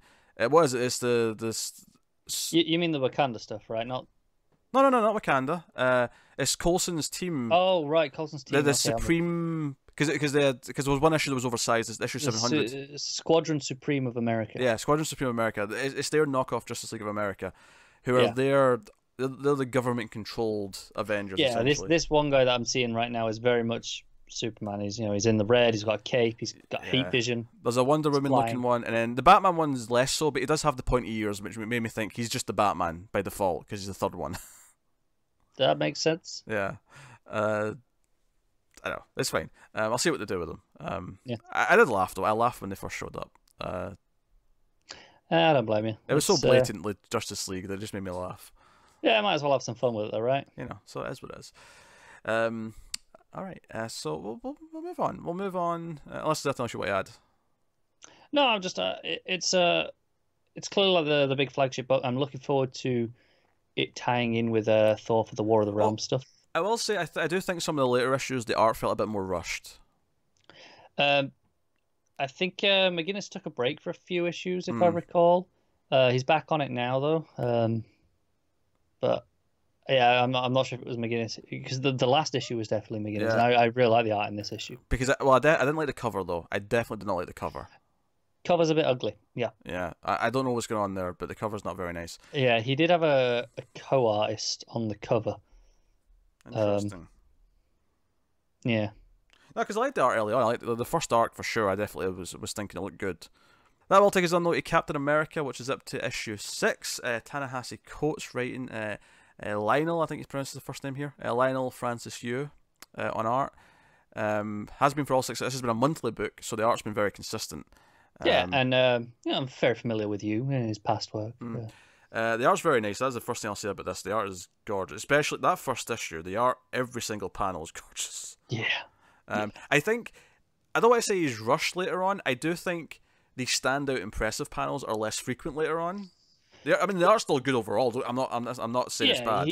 He had more time. He had a bit of lead time, is what we're saying. Yeah, that first issue though, it's like knockout after knockout panel. Yeah, I wonder if it is lead time or if it's a bit of, hey, we need to grab people with this first issue. Yeah. Go big. I think the inks especially, there's a lot of shadow play going on with a lot of the stuff, especially early on. Yeah, I think that continues though, to be fair, especially with a lot of the stuff in the shadows. I really like the colour palette and the style that they're going with for this. It's a very muted colour palette. I do like it. It's very flat. I like that a lot. So this is I've not read a whole lot of Captain America. I've read the first 2 trades of Brubaker's run. I do want to go back and read the whole thing because it's meant to be fantastic. I remember liking those first 2 trades, but it's been a while. Makes sense. I tried the first 2 or 3 issues of Remender's run, hated it. Yep. I tried the first 2 issues of All New Captain America, which was Remender again, but it was Falcon as Captain America. I hated that too. Yep, me too. I don't like Remender, basically, is what we're saying. I don't like Rick Remender. Neither do you. Yeah, me either. As it happens. So I was, I was curious. And obviously, I wasn't reading Marvel when Spencer started his run, and of course, he did the whole Hydra thing. Wade had a quick sort of fill-in run before we did all this stuff. But we just didn't bother because it's like, well, what's the point? And I like Mark Wade. This is not a knock against Mark Wade. I just wasn't. By everything I've heard, it was a very solid standard Cap thing, right? It was just classic. Yeah, and which I think is what people wanted after that Hydra thing. They just washed the taste out of everyone's mouth. Yeah. So, well, I'll say this is the last thing I caught up in. I caught up in this today. I read all 6 issues today. And I wasn't actually that looking forward to it. I wasn't, like, dreading it, but I wasn't, like... There was nothing about Captain America. Nothing about that makes you excited. Yeah. I'm happy to say that I have been impressed. Yeah, it's pretty good, isn't it? I was reading this first issue. I think it's got a good sense of style and tone, both in the art, but also in how it's told. It's very light on narration. It's very short, to the point statements. Yeah, lets the art speak. And which is actually something that surprises me, given that Coates comes from a journalism background, and typically, whenever I've seen them, they tend to be quite wordy. Not necessarily in a bad way, but journalists inherently are wordy, right? So the fact that he knows just to shut up and let the art do its work is credit. Yeah, if nothing else, it shows that he understands this medium. Definitely. And it's different than what his background is. Yeah, I wonder if because I think I tried the first issue of his Black Panther when that started, and I did find that quite wordy. So I think maybe he's settled into the medium. Yeah, he's been doing that a while. We have no plans to catch up on that because it is so deep, and because there's a new Black Panther series that's not that long in, but it's just a continuation of his run. Because Marvel, it's like Aaron's Thor. It's had like 5 different Thor books. I would dread to count the amount of titles that Slott Spider-Man took. He actually pointed out on Twitter that he actually was. I don't think he was the sole writer for 600, but he was there for 600. He wrote 700 and he wrote 800. Yeah. That's how long he was writing Spider-Man. Now, they were doing double shipping almost the whole time and weekly for some of it. 600, I think, was during the weekly period, right? When there was a couple of writers, but, still, that's a lot of issues still. I don't care how quickly they got there, it was still a lot of issues. Yeah. So, no, I was really impressed with this. I thought, I really liked it. There was an army of nukes, who was... We watched Jessica Jones season 1. He was the worst part of that show. Was the nuke character. Is, I think, for both of us, our only interaction with that character. Yeah, I agree. I've never seen him otherwise. But here he is in this, and but it's not really him. It's like a bunch of like soldiers who have been made to look like him, who are being controlled or whatever by this new villain syndicate. What was the name of the group actually? You will probably remember better than me because I have been reading this monthly as it comes out. I have caught up in so many comics in the last few days that that is fair. This is a detail that is not going to stick with me. Yeah. Luckily, I can look at a recap page of one of the recent issues and it'll tell me. You could do that, couldn't you? While you do that, I'm just going to say, I actually think it's gotten better as it's gone on. I found the first couple of issues in particular to feel overly patriotic. The name of the group is the Power Elite, just for the record. Okay, cool. I mean, it wasn't like anything that was bad really putting me off, but I thought it was really going, hey, look, Captain America, right? And it was kind of beating me over the head with it a little bit. That's settled down, though. Yeah, patriotism in extreme amounts annoys me a little bit, but and I did see it there, what you're talking about in the first 2 issues, but I was so impressed with the tone and the art and everything else that was going on that it didn't bother me. And I like how some people hate decompression. I like how light this is on like not rushing through its story. It feels like it takes its time on each idea. Basically the idea in this book is that the government and General Ross don't really trust them anymore. At least not in a way that they want to publicly admit that they're aligned with them. They want to like bench him because they don't want him as this public face like he was, because he was just the public face of Hydra. Yes, and it wasn't really him. He obviously says that multiple times, but doesn't really matter though for public perception, though, does it? So he wants to still help, of course. He wants to track down these bad guys. And Sharon, of course, is around. There's a weird bit of continuity here where she's really old. I was wondering about that, and then they mentioned at one point that she was Zola had her in a different dimension or something like that, which aged her. Sure, because wasn't Steve really old for a bit as well? He was. Yeah, that's right. I vaguely remember that being a thing. Is that related to why she's old? I'm assuming so, because that different dimensions, all stuff. That was the start of the Remender stuff, wasn't it? Yes, I believe so. Yeah. Yeah. We didn't really read this, so it's just kind of passing knowledge. Yeah, but hey, whatever. So the villains kidnap because it's the wife of a guy that Cap fought heavily back. I don't know if it was still Brubaker's run. It said 2008 and the editor's not. So it may be just after Brubaker, but she brings him back because she needs the blood of the person who killed him, which happens to be Sharon, which is why Sharon gets kidnapped in a little sort of trap at one point. Yeah. And there's theorization, there's speculation that Ross might be a turncoat, that Ross might have flipped and is working for the bad guys. And then a lot of this is about how her plan, when she brings her husband back, who we also see seems to have brought Red Skull with him inside somehow. I wonder if this is carrying on, because I did try Uncanny Avengers back when that first launched, and part of the plot of that was that Red Skull had gotten Xavier's powers. And I think Red Skull, after that, did kind of inhabit other people's bodies to an extent. I think so, yeah. People can fill us in here, depending how wrong we're getting this, but... Yeah, This is the problem with jumping in without just a fresh slate, isn't it? This is comic books. This is just sometimes you have to deal with this if you want to jump in. We'll get there. But it didn't surprise me though. When it showed that Red Skull was inside him, I didn't go, "Oh, how's Red Skull inside someone?" I didn't think that. So yeah, I wasn't really shocked either. So it must be in there somewhere. Yeah, so clearly this is a thing it's been somewhat established. Yeah. Because the last issue 6, the newest one, was mostly just kind of the story of how she tracked down Rasputin and got help to bring her husband back. And started working with this Celine, who's the other character, Selena, who's the sort of the sorceress one, who I don't really know either, really. But neither. I think the book's done a good job of making me interested in these villains, even though I can't remember necessarily all their backstory or names yet. It's done a good job, but every time, because this last issue was all them, basically. There was very little Cap outside of the opening and the ending scene. And I was still kind of into the story. I wasn't going, oh, hurry up and get back to the characters. I don't get back to Bucky and Cap. It was just really well written. Yeah. And the big thing that happens here is that she says they're going to kill Cap, and he's like, oh, I've tried that 100 times, like, how are we going to do that? But then she reveals that, no, we're not going to kill him by killing him, we're going to kill his reputation. And they have seemingly murdered General Ross, because the body's found, and Cap's going to be questioned about it by Nick Fury. Yeah, it's interesting stuff. Something I really like about this book is it's really dealing with the aftermath of that Hydra Cap stuff. Yeah, and how it's affected him specifically. Yeah, but beyond that, it's not just painting it as black or white either. They're like, no, Hydra, sure, they're evil and terrible, but there's a reason why the common people didn't hate it, because they did actively improve their lives in, measurable ways. Yeah, I think part of this is actually kind of tackling the idea of, why do people who like government bodies who are awful for them like them? Right, it's maybe trying to tap into that a little bit. I think it definitely is, but I think it's doing it in a very tactful way. Yeah. Interestingly, though, the where it kind of maybe arguably falls down in terms of being an allegory for real life, like, why do people in like certain states like root for, conservatives who are trying to make their lives more difficult, is that in this book they show that Hydra did actually make their lives better. Like, actually give them jobs and give them better schools. Yeah, it is tangibly better for some people. This is showing that Hydra in this book, when they took control, are better than the current Trump government. Yeah. No, it immediately Red Chapter made Hydra more interesting to me, because it's like, they're evil. They've got their evil plans, but they still did objectively good things for people.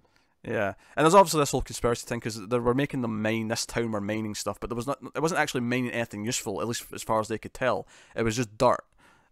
Because they were wanting something in the cave or whatever, in the mine shaft. Yeah. But no, it's a good book. I flew through this very quickly because it was really addictive. I'm not surprised. It's with it being so light on dialogue and narration, it is such an easy read. Because there was a really good fight in issue 5 when he's coming to get Sharon when she's captured. And Black Panther was there for a bit, and I kind of chuckled because I was like, oh, he's been writing Black Panther. This is him crossing his characters over. He has to go in the fight himself for this, because it's in a country that has diplomatic issues with Wakanda, so Black Panther can't be seen to be there. Yeah. So he has to go alone, and Taskmaster is there to guard it, and we get this really good fight between him and Taskmaster, where Taskmaster's pulling out all the stops to try and fight him. And it's just a really good, well done fight. Like, and I think the fighting and the combat in this, and it's so well drawn and like laid out that I'm just into the actual, you know, the back and forth of the fight. Where sometimes in comic books, the fighting can sometimes be an afterthought, where I just want to get through it for the story. Yeah, that happens. But I'm actually enjoying the action in this. It feels like an action thriller. It does feel like it's almost. It does kind of feel like Winter Soldier the movie. Like it's going for that kind of vibe in some way, which I guess is what Brubaker did in the first place. Is he made it more of a thriller. Yeah. But that's what it's making me think of, as opposed to when I tried Remender, it was this weird sci-fi thing. It's like, who wants this from Captain America? And you know, I never read Spencer's run, but obviously it was doing this whole like Hydra's taking over and Cap's leading them. It's almost like it wasn't an alternate reality thing, but it almost feels like it could have been because of that's what they're doing with it. But this is definitely my favorite style of Cap, is a Cap with this kind of tone. Yeah, I agree with that. At least from just based on the movies, based on what I've read from the few comics that I have read, this is what I like. So no, this came out actually being kind of higher. One of the things we'll do week to week is we'll do our top 5 of the week. We can't really do that this week, but I think it's probably worth maybe ranking or like just the books in general. Like, how do we feel about them right now? Like, well, at the end of this show, we'll say you know what our favorite is right now and so on. Maybe top 5 of, you know, what we've read so far, kind of thing. But yeah, that's Cap. It's good. Yes, yeah. I'm looking forward to it. I'm intrigued. Probably one of the best start actually out of the whole bunch, maybe for me. But so we got to Fantastic Four, and Fantastic Four is the property I said that I'd never read a book of before. I'd never read a single issue of Fantastic Four in my life before this week. It's because there hasn't been a Fantastic Four book in quite a while. Well, that's partially true. Do you know, I actually saw Slott tweet in the last couple of days that, you know, for the last like year or so, you know, Marvel editors have been going, so what do you want to do after Spider-Man? You know, and he's been going, Fantastic Four, and then they keep going, we're not doing a Fantastic Four book right now, just cool it. And then finally it was like, okay, you can do it. So yeah, so I didn't really know what to think. Is my only exposure to Fantastic Four, outside of maybe them popping into an event that I've read, is the movies, which is the 2 really cheesy movies from the 2000s, and then Fanforstic, which was this dire, the really shitty one from like 3 years ago. Which is a shame, because I felt like the first 2 were the really shitty ones, and then that came out, and all of a sudden they're the good ones. That's where we are with, somehow, with the cinema stuff. But here's the thing. So, didn't know anything about Fantastic Four outside of the general premise. I knew they had kids, but I never really met Val or young, what's his face? Oh. That's going to annoy me. Do you know what? I think I was thinking about this earlier, and I knew their names. Val and Franklin. I knew it was an FR. I knew it was an FR.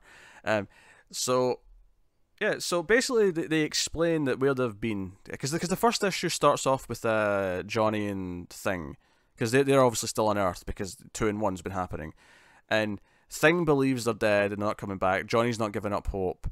Thing proposes to his girlfriend, and it all builds up to this kind of. I thought this was an effective issue. I actually kind of liked the moment at the end when, because there's a false alarm at one point where the signal goes off. Yeah. And they think, oh, maybe they're here, and it's just kids, you know, playing a prank essentially. And at the end, the giant light goes on the moon, or in front of the moon. Right, that's it. That's Reed Richards. That's not some kid.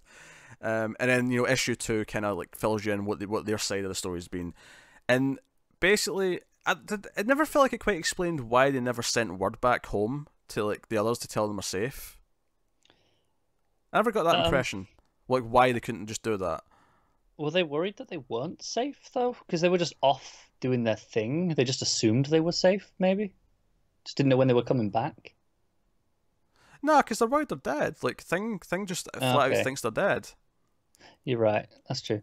Like I said, I read this when it came out, so it's been a few months. So because there was actually a big delay between issues 1 and 2. Honestly, that's my only real complaint, is that it felt like they never explained that. I did think it was like it's really high concept, right? And young Franklin can literally make new universes. Yeah. And I wasn't in love with that. I was kind of like, this feels too powerful. Like he's just making universes, and then very convenient he used up that power, isn't it? Well, I actually kind of like that. I like that that's just gone now. It felt too big. Which I think was the point. It was like, let's just use it up, and you know, right, we don't like this, let's write it out. Yeah. And they explain that he's still very powerful, more powerful than most other superheroes, but he's not powerful enough to just Dr. Manhattan universe into existence anymore. Yeah. Which is nice. So that complaint aside, though, I actually like the characters quite a bit. I like the kids, I like the interaction. I kind of like how it feels like a pulpy 60s thing, and it makes sense because people have always said that any good Fantastic Four movie should just be set in the 60s because it has this kind of Jetsons kind of B-movie, sci-fi, adventure, space exploration thing. Yeah. And on that front, I actually kind of dug it. Like, in terms of where it ranks in the books for me right now, it's probably somewhere in the middle, but like I was kind of into it. I got it wasn't a chore to read. I was kind of enjoying the characters and getting to know them. I did kind of pop, because they're fighting this big villain, whose name I'm blanking on because I've read so many books, but she's going to kill them all, and when they teleport in, they build this thing which sends them the signal, and then they use it to teleport in Ben and Johnny. They teleport in like everyone else. Yeah, it's anyone who's ever been a member of Fantastic Four on a sort of honorary level, because I know there was a time when they rotated the cast a bit, and Spider-Man comes in, and a bunch of other characters. Hulk, of course, is the mysterious hidden one who, is like, hey Johnny, I was never here. After he's like bashed some... And was it Iceman who's like, hey, that thing counted, and it's like, oh, we'll get to that story. Yeah, it's not happened yet. That's going to come up in a mini or something like that, or a... We'll get a little flashback telling us what happened. I think. So yeah, that was music. I think there's something inherently funny about Iceman and Johnny Storm arguing the ice and the flame. There is, fighting. So no, I kind of dug it.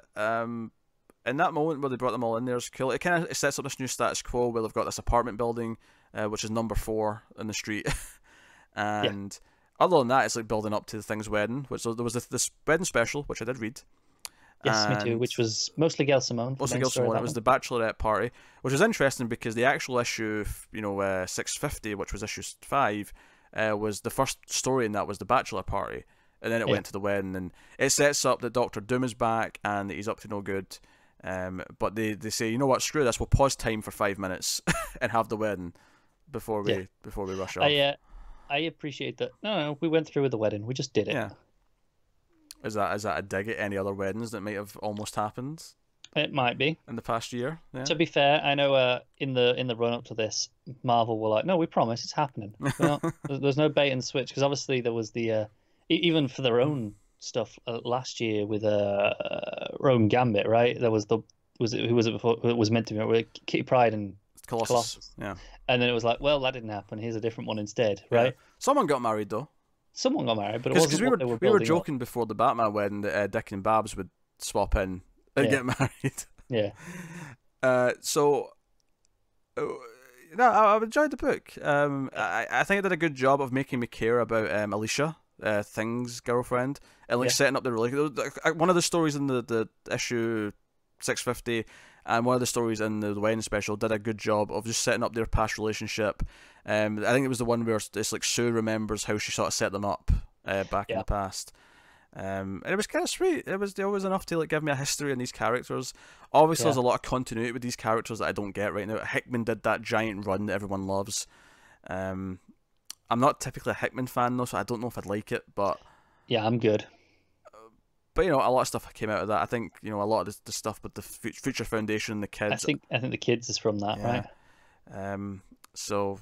No. Yeah. I will say I was actively laughing out loud at the Thing yelling shenanigans. Oh yeah, the wedding, because it's actually from before that. He's saying at the bachelor party, if we get all these people together at the wedding, there's gonna be shenanigans. Yeah, because when you get all these super people together, there'll be shenanigans.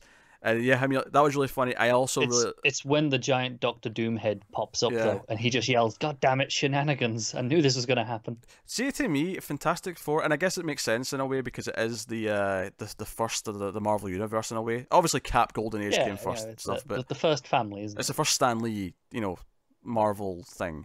Yeah. And it's also worth mentioning all the Marvel books have got their dedication this week, this month. It's all month. Was it all month? Yeah, because there's 4 Uncanny X-Men issues with it. So Right. it's a 4-week. I don't think it started at the start of December. I think it was like halfway through December to halfway through January. It was like a block. I'm looking at the weeks of the 19th. Yeah, so I think it's 4 weeks starting that week. But it feels it kind of reminds me of Superman in some ways, where there's an element of like, no, just go with the idealism of it. Go with the like, it's the sort of thing where you can be cynical and say this is a bit cheesy, but I feel like it fits into that Superman mold where no, you have to kind of that comes with it, and that doesn't mean you can't do serious stories within it. But no, you do that. You have that feeling of idealistic of an era gone by is kind of in there. Yeah, definitely. And I like that about it. So I guess I like a Fantastic Four book. Also, other line that made me laugh from the thing is when everyone was there in the other universe, and Franklin's kind of upset about something. Or was it Val? I can't remember which kid it was. But Spider-Man comes over and is like, hey, I'm going to give you a speech. So with great power comes great... And then Thing grabs him and says, no, none of that. Nope. Now, Franklin, listen to your Uncle Ben as he's holding Spider-Man. And I burst out laughing at that line.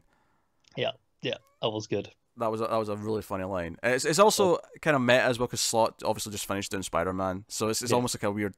it's like a passing of the torch through Spider-Man to the Thing with that Uncle Ben joke. But I'll take it.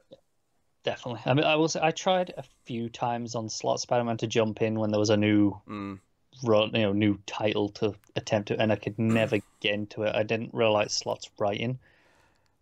This is easily my favorite thing of Slott's that I've tried. Yeah, people love his Silver Surfer. I've not read it, but people speak highly of that book.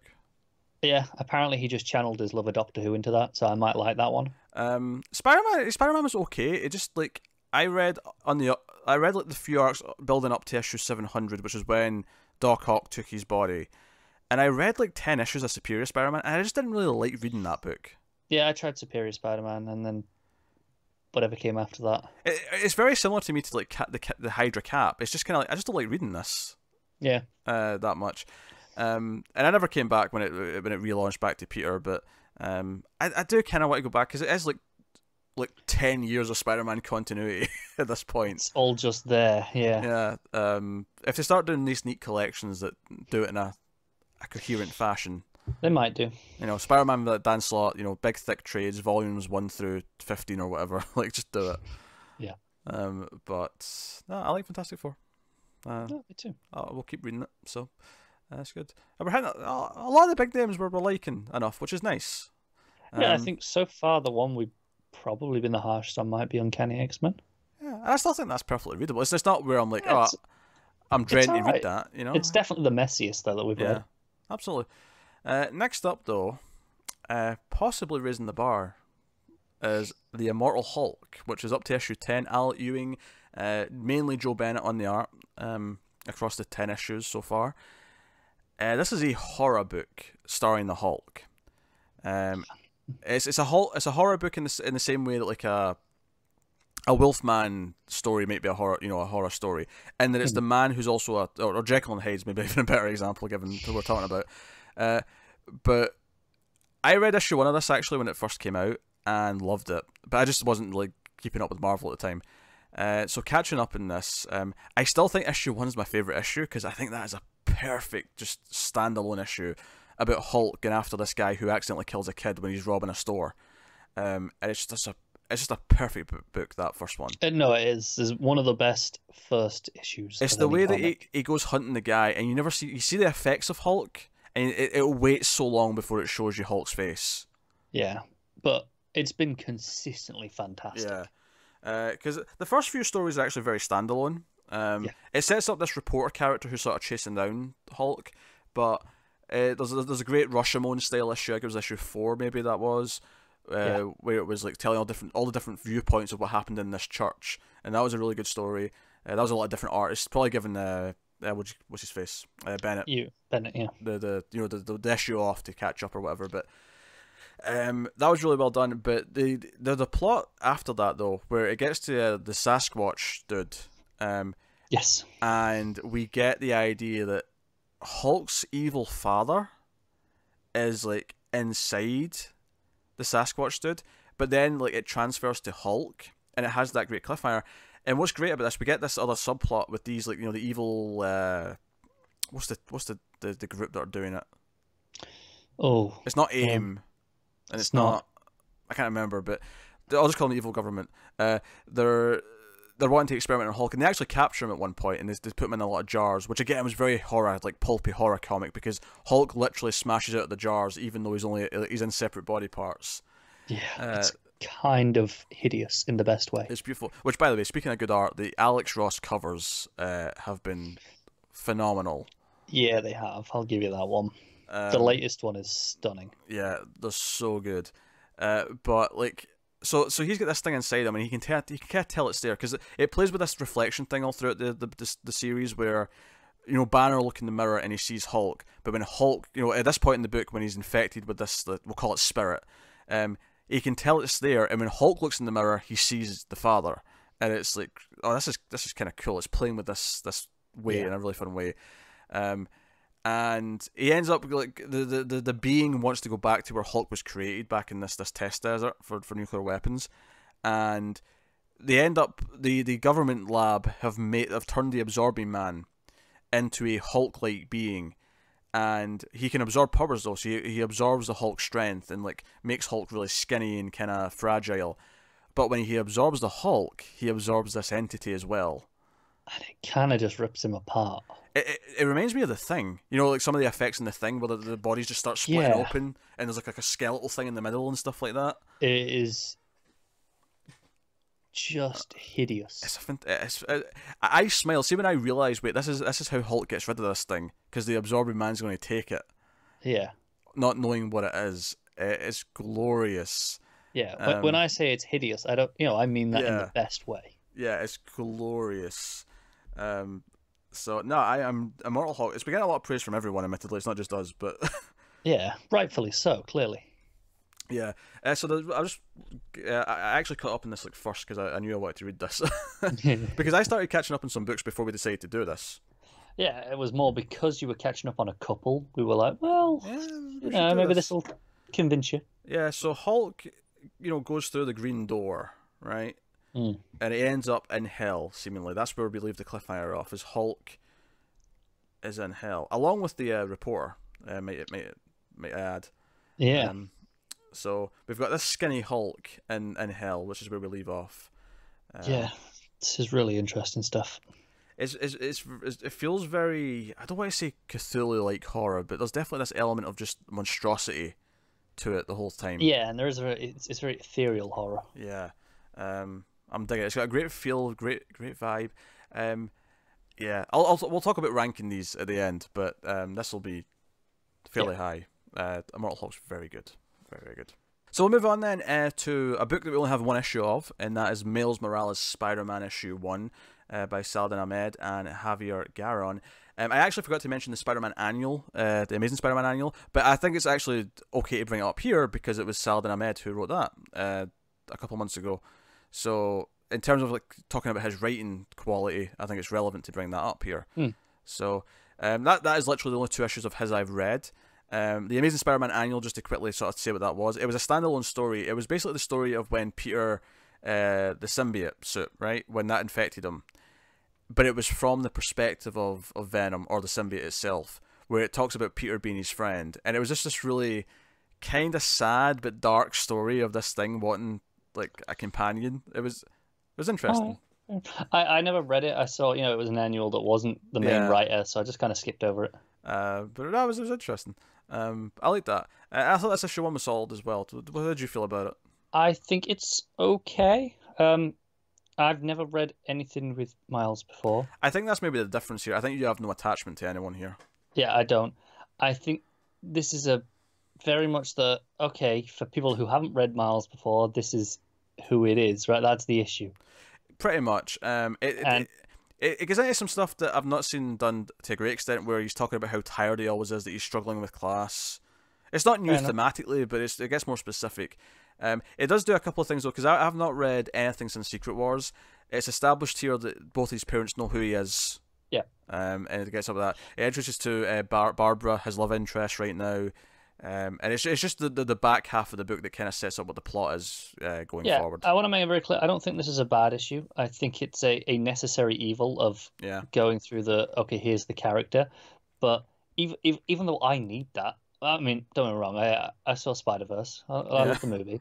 I could probably have got by enough on that, but so I appreciated the history lesson, but I don't think it was exciting to read. I think his voice is good for the character. I like they've got a new roommate because him and Ganky are together, of course, but they've got a third roommate who doesn't know he's Spider-Man, so that's going to add a few kinks to the ongoing thing. The plot that's set up is that there's people are kidnapping kids or using kids for crime. They're like either controlling them through mind control or whatever. But one of the kids turns out to be the kid that Barbara wanted to babysit. It's her cousin, I think? Her cousin, yeah. She's babysitting her cousin. She asked Miles to come join, and he recognizes the kid. Because he ends up fighting Rhino, thinking Rhino's involved in this robbery at the end. But it turns out Rhino's actually looking for his niece or whatever it is. And because she's one of the kids that's also been taken, so they end up kind of being on the same side, and that's kind of the cliffhanger. Is this kid that he knows? Which is which is a fine plot idea. I like the idea of this. And I thought the art was pretty solid. Yeah, I can't complain. It was very colourful. I liked that. Yeah, it's very colourful, but Miles' suit, of course, is black and red, which makes it very different and distinct from the regular Spidey suit. I thought it was a very clean, especially on the inks. Yeah. Really, really tight inks, which works for this type of book. Yeah, no, I'm feeling positive, and I'm feeling positive that he's taken over Miss Marvel. And even though I've not read all of Wilson's stuff, and I probably won't have caught up in all of it by the time that comes out, although I do have like an extra month, but given that I've got to do some other stuff to catch up on, it's because I've got a lot of the trades. I've got like everything but maybe the last 2 trades of her stuff. I have never touched a single issue. I'm more intrigued now. I've read 3 issues of a Wonder Woman. Sure, yeah. Which may sound bad, but I like the writing in that, so maybe I'd go back. But well, she wrote a DC book, so now that got you in the door, and now it's like okay. It wasn't just that it was a DC book, it was oh no, this is Wonder Woman. Sure, right? Oh yeah, because you wouldn't have read if she'd written like a mini series on Penguin. I mean, I'd probably have tried it. Yes, but it would have been less impressive to me. Sure. If that was good, I probably wouldn't have gone, well, let's go and check out everything else this person's done. Sure. But no, I enjoyed Miles. I think it's a promising start. Like you said, a lot of it is kind of just setting up where he is right now and recapping who he is. It's left me kind of hard to judge. So I'm definitely coming back for at least one more issue. Yeah. See how I feel about the book then, because here it's hard to get any sort of gauge on it. Yeah. I liked it though. So that was Miles Morales, Spider-Man issue 1. Next up, X-23, which is up to issue 7. Mariko Tamaki writing and Jean Cabal on the art. So I loved All New Wolverine. It was the one Marvel book I was reading for a long time when I wasn't reading any other Marvel. Yeah, I caught up earlier this year and read the whole thing. And of course it ended. I was upset. I did think at least I've got X-Men read, but of course that just finished issue 11, which I also caught up in and finished this past week. I will say I liked it a lot. I'll leave it at that. But what you're basically saying is, if Tom Taylor was writing it, you would read it. Sure, yes. That became the mantra, the Marvel rule. Yes. Yeah. So X-23, like obviously, like I like Mariko Tamaki. I've Supergirl being super, I liked a lot. I knew her from that. I haven't read her She-Hulk stuff, although given that I'm getting to know She-Hulk a little bit in Avengers and I like her, I mean it makes sense that I'll probably go back and read that at some point. Yeah. But obviously there's a concern. It's like, oh well, this is where Laurie and Gabby are going. Like, I want this to be great, but like, even if it's good, will it have the same kind of feel that the last book did? And I can't believe I'm going to say this, but she pulled off the impossible. This feels like it's not missed a beat from All New Wolverine. It is exactly the same, and that's a compliment. Yeah, in the best possible way. Yeah, it is exactly what I wanted from another Laura and Gabby book. I love those characters. Gabby is one of the best new characters of the last 10 years. I'm calling it. I agree with that. I love her. Everything she does is hilarious to me. One of my favourite moments of All New Wolverine is the panel where she decides her name. And it's all the classic Wolverine covers with her in them instead, saying Honey Badger. I love it. So, no, this book is very well paced. It's not overly wordy by any means. The art looks really nice. I think the best example of that is there's a highway car chase at one point where Laura's like jumping from car to car to try and save Gabby. Phenomenal. Yeah, it really is. It's a blast, this book. Like I said, I think I said on our annual awards issue last week for the DC podcast, we had a section at the end about some Marvel stuff. The biggest problem with this book is that it's just called X-23. Yeah, because reasons. There's one like narration box where like Laura says, "Oh, I took the name I hated again to fight what I hate the most," and I'm like, okay, I get that there's nothing you could have done to explain this that made sense. That'll do. Yeah, Marvel editorial made a call, the wrong call. Yeah, you can't call her Wolverine anymore. It sucks, but whatever.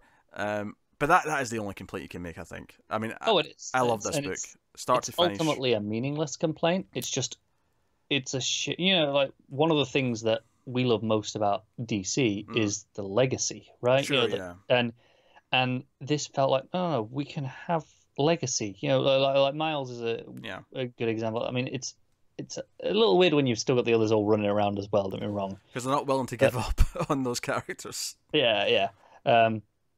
But this was like, no, great. Someone's taken over the mantle of Wolverine. And it's like, yeah, let's just go with that.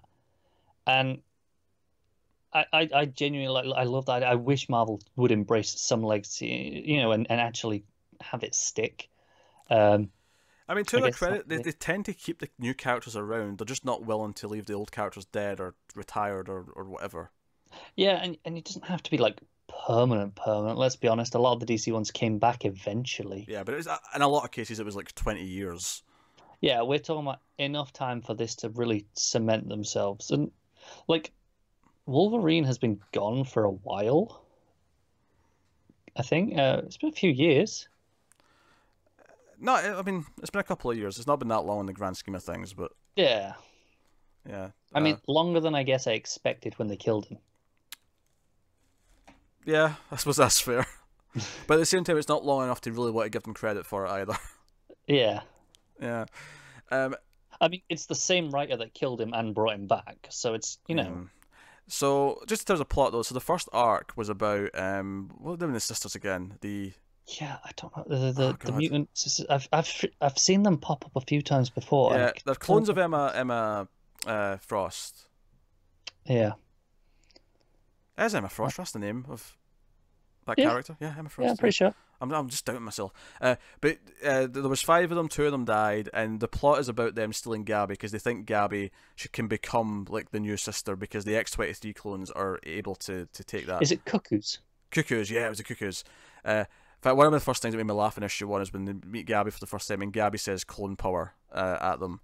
Because Laura's lying about her birthday and she won't tell Gabby it's her birthday. But first arc was great. There was I think the last issue, issue 7, was the one set in the school where they're infiltrating the school. So Laura's pretending to be a gym teacher and Gabby's pretending to be a student, and they're dealing with all these like snotty kids and trying to figure out who's behind like the thing that's going on, who's helping like the clone thing. Because everything they're doing seems to be about stopping organizations from making clones and from making human weapons and that kind of thing. It's very personal to them because it's what they care about. Yeah, I love when Gabby jumps out the window onto the robot things like KO.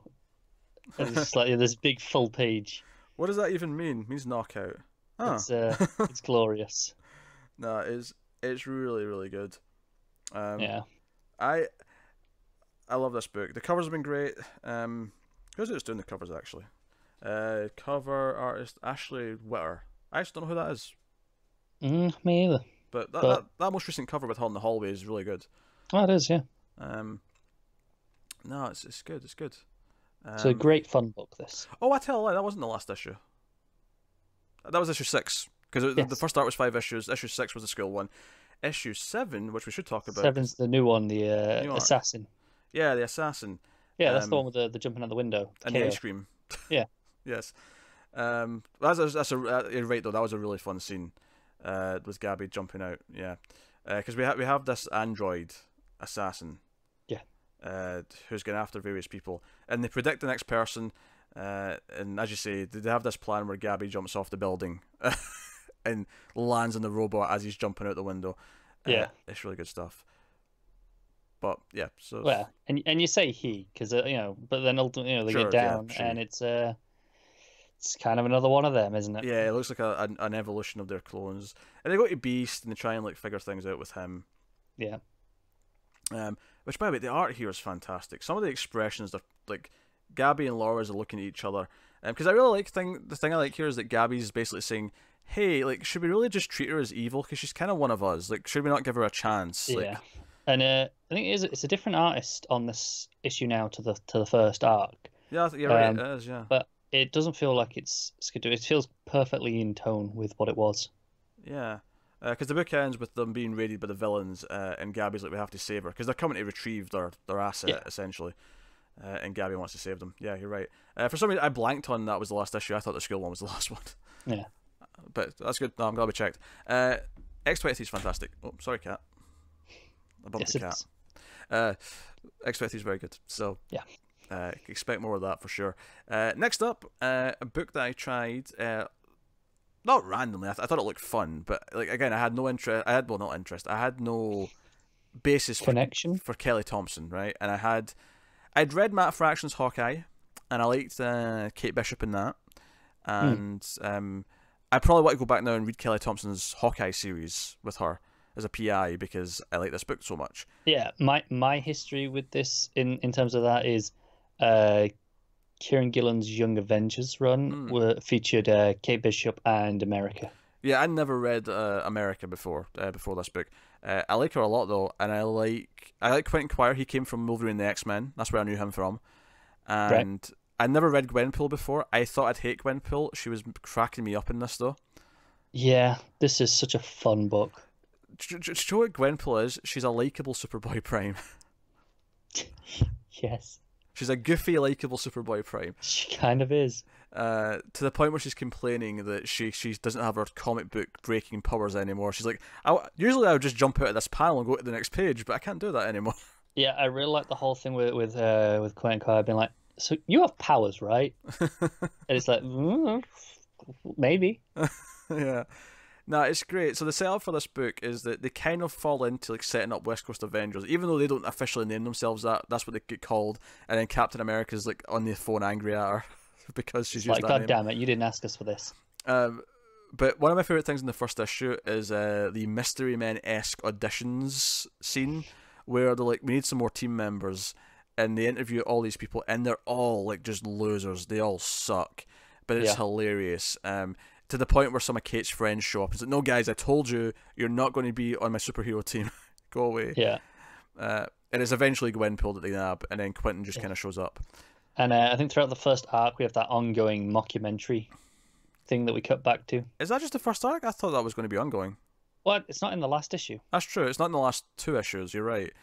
I'm wondering though if that's going to keep coming back, because the whole premise with that is that Quentin Quire's getting paid for a reality TV crew to film everything. And they're going to get paid for that, which will let them rent the office and pay everyone. But I feel like it's not gone yet, because I feel there's going to be like a reveal of who's behind it, because it's so mysterious. Yeah, I'm sure it'll come back. I just meant in terms of it was in the first arc and it hasn't been in the last couple. But I really enjoyed it as a feature. I was getting a lot of fun out of them reactions, talking to finding out things that other people have said. Yeah, absolutely. America threatening the camera guy and things like that, and just those little bits. The plot of the first thing is there's land sharks, and then it leads to a giant tigra who's not a villain typically, but she's giant. So they're fighting her, and then Brodok shows up with a stupid big head, and they immediately all just look at each other and go, this is just like MODOK, right, pretending to be a human, right? That's what's happening here. And they all just assume that immediately. And of course it turns out to be MODOK, just pretending to be a human. And it turns out that MODOK's been turning people into giant animals to control them. And he turns Kate Bishop into an actual hawk, but Kate regains control of herself and then helps everyone fight as a giant hawk. Yeah, and there's a woman that he's turned into a dragon that doesn't want to be turned back because she's like, I'm a dragon now. So they keep her as a not as a pet, but as like she's a friend now who's their travel. Yes, she's their they bus. have a dragon. Yes, that's assuming America's not can't, because America can teleport people. If you need an old school way, yes, we'll just take the dragon. Old school or fictional school? I believe there's a difference here. Well, I mean, tomato. Yeah. So no, super fun. I like all the characters. Probably the weakest one is Kate's boyfriend, but even he's not that bad. Yeah, he's the one who can Turn transmute into elements yeah, to, well, he can turn himself into that element. yeah. So he walks around with like a vibranium necklace so that he can turn into indestructible metal at any time, which I think is smart. Yeah, I think it's the nose ring, isn't it? Nose ring, that's what it is. Yeah. Which I like. I like that. I like that little detail. Yeah, I liked it in this last issue where he, to get out of the cage, he turned himself into water. Yes, yeah, that's And right. it's like, and they were like, I didn't know you could do that. He's like, well, neither did I. Yeah, because the last couple issues they've been lured into this trap at like an old theme park, Yeah. or amusement park, and it's Kate's mum, right, that pops up. Yes. Yeah. And It's supposed to be dead. who's supposed to be dead, and we're not sure who we can trust and whatnot. I'm just going to glance at that last issue. Oh, that's issue 5. No, not that one. That's one. Like I say, I read a lot of comics. I have to just remind myself what actually how we ended No, this. I get it. I get it. It ended with them kind of escaping from the trap a little bit, and being like, "Oh, hey, we got rid of all the water," and then like, "Damn it, they're land sharks." Oh yeah, that was really funny. Yeah, and then the big twist at the end is Kate runs into another character. It's also worth mentioning the people behind this includes MODOK and the other villains who want to, because at the end of the first arc when they were on TV with Jimmy Kimmel, which was a fun little cameo. Yeah. If you can even call it that, they got the rights to use Jimmy Kimmel. Basically, we see all these like C-list, B-list villains. I'll be like West Coast Avengers. No, not on our watch, and they're all teaming up to take them down. Is basically what's happening. Yeah. But the twist at the end is that Marvel boy, Yes, Non-Var show up, who happens to be Kate's ex-boyfriend. Yeah, that was I'm pretty sure this was a thing at the start of Young Avengers. I have memories of that. Okay. Yeah. That's cool.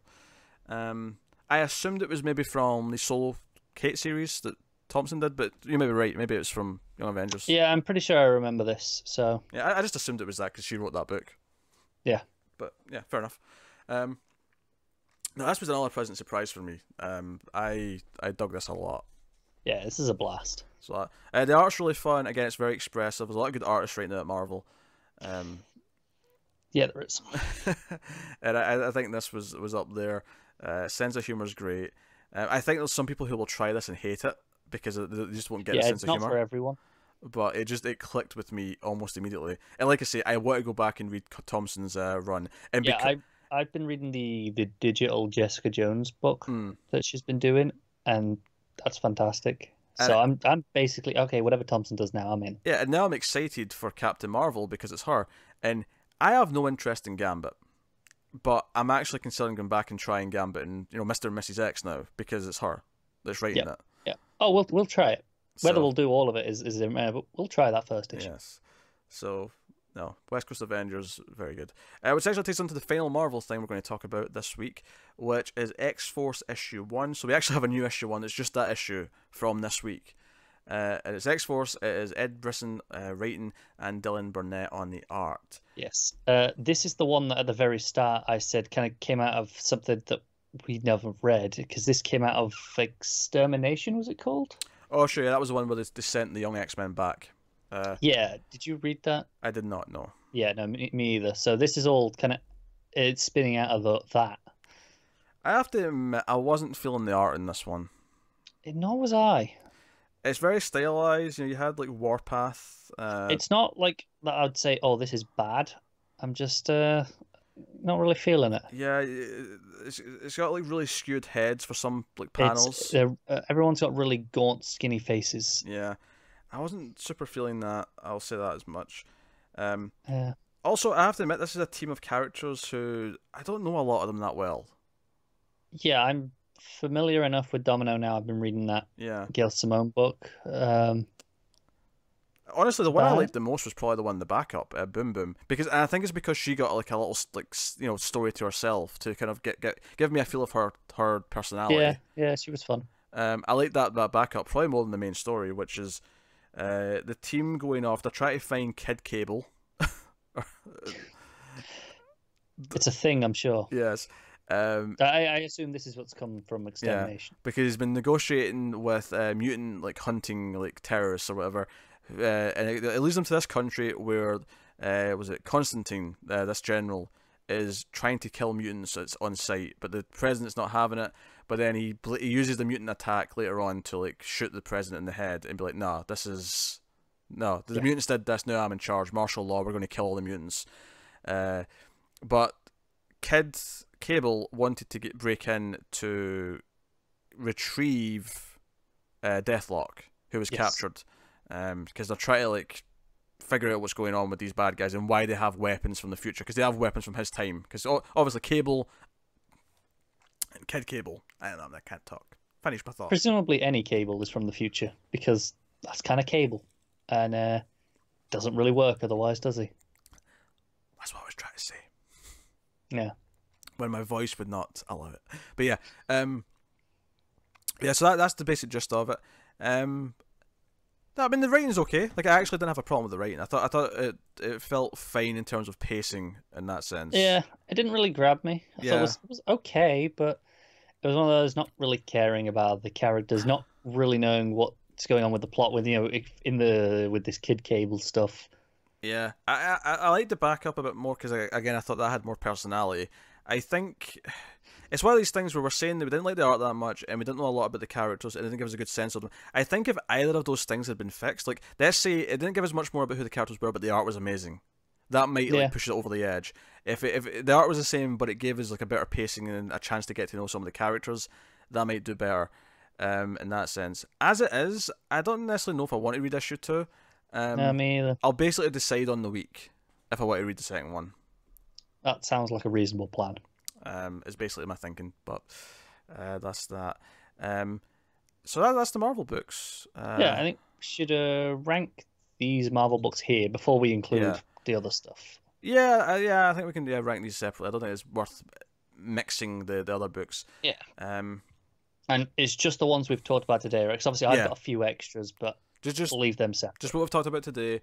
And you can, like, I think I'll say leave Miles and X-Force off. X-Force is probably obviously at the bottom anyway, but Miles only. I mean, honestly, Miles would probably be the next one anyway, just because it was only, it was all right. I just think it's not super fair because it's only been one issue, whereas everything else has at least had an arc. Compared to some of them, which have had like 12. Yeah. But the rest of them, let's rank them then. So what are you doing? So looking at the list, number 1 is Immortal Hulk. 2 is X-23. 3 is probably Captain America. Then, oh shit, I've got West Coast Avengers. Damn it.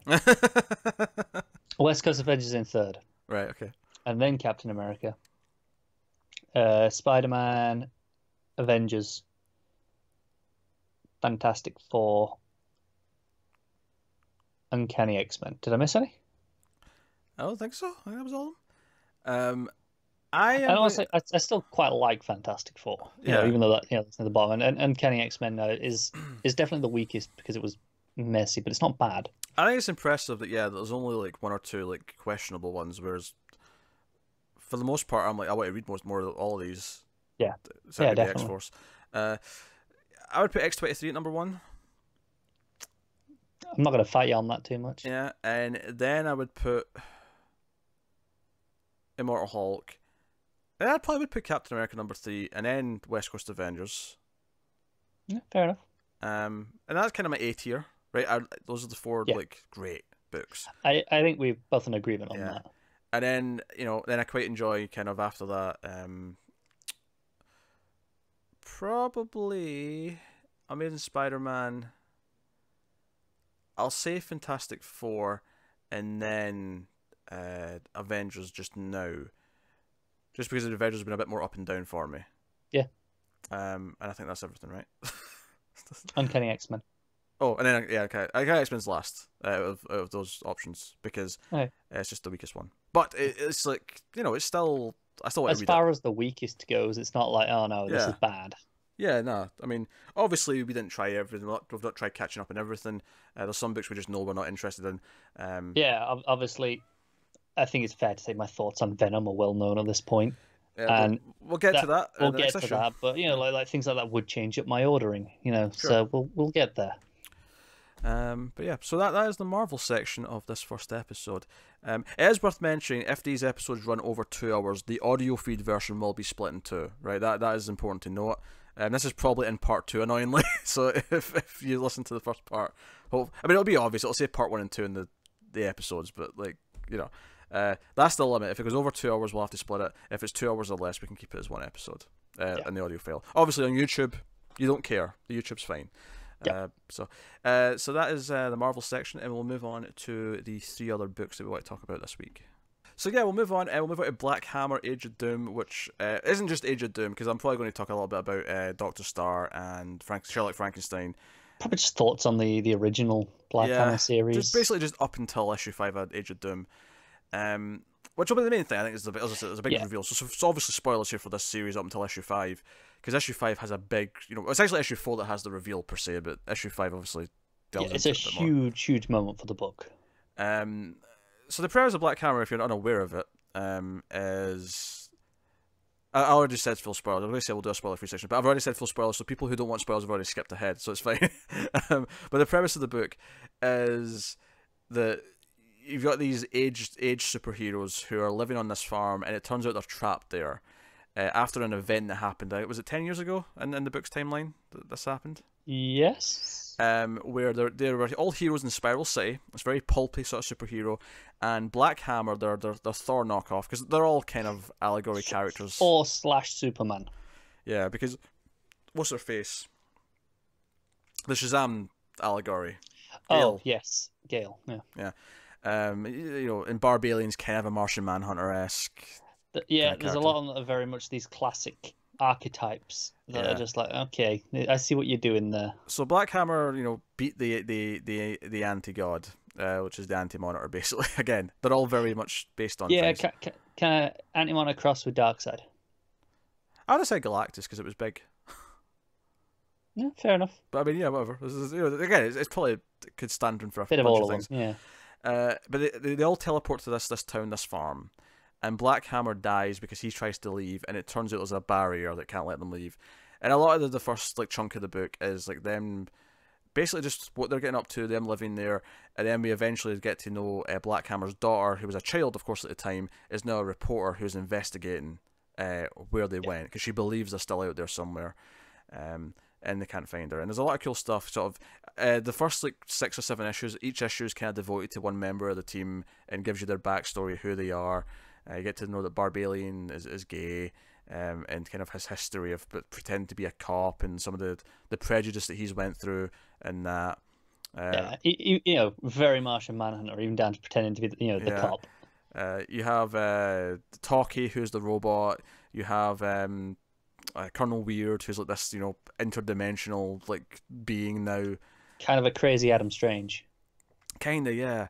And you have Madame Dragonfly, who's kind of your mystical, witchy one, and then Abraham Slam is kind of your cross between Superman and Batman in a weird way. Yeah. Batman and he doesn't really get any powers, but kind of Superman and his idealism. Yeah.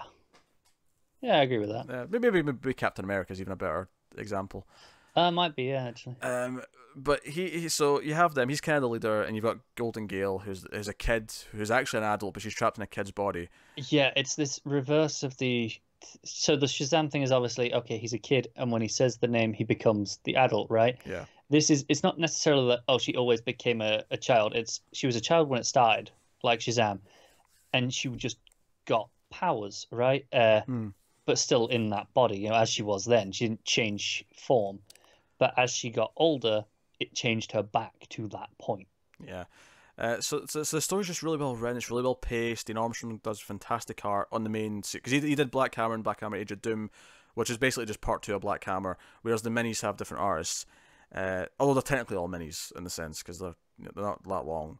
But really good. The first book ended properly with Black Hammer's daughter being teleported into the farm as well. Into the farm, yeah. And volume 2, she's investigating from within the town, and she's getting so close that stuff starts to finally be revealed. And the big twist is that, because obviously I think you're questioning the whole time why not only can they not leave, but Why has no one found them here yet? If this is, if this is on Earth as it appears to be, why has no one found them? And the community in the town is so strange. Yeah, and there's some signs sort of before it happens, but ultimately the reveal is that they're actually all in cryo sleep on a spaceship.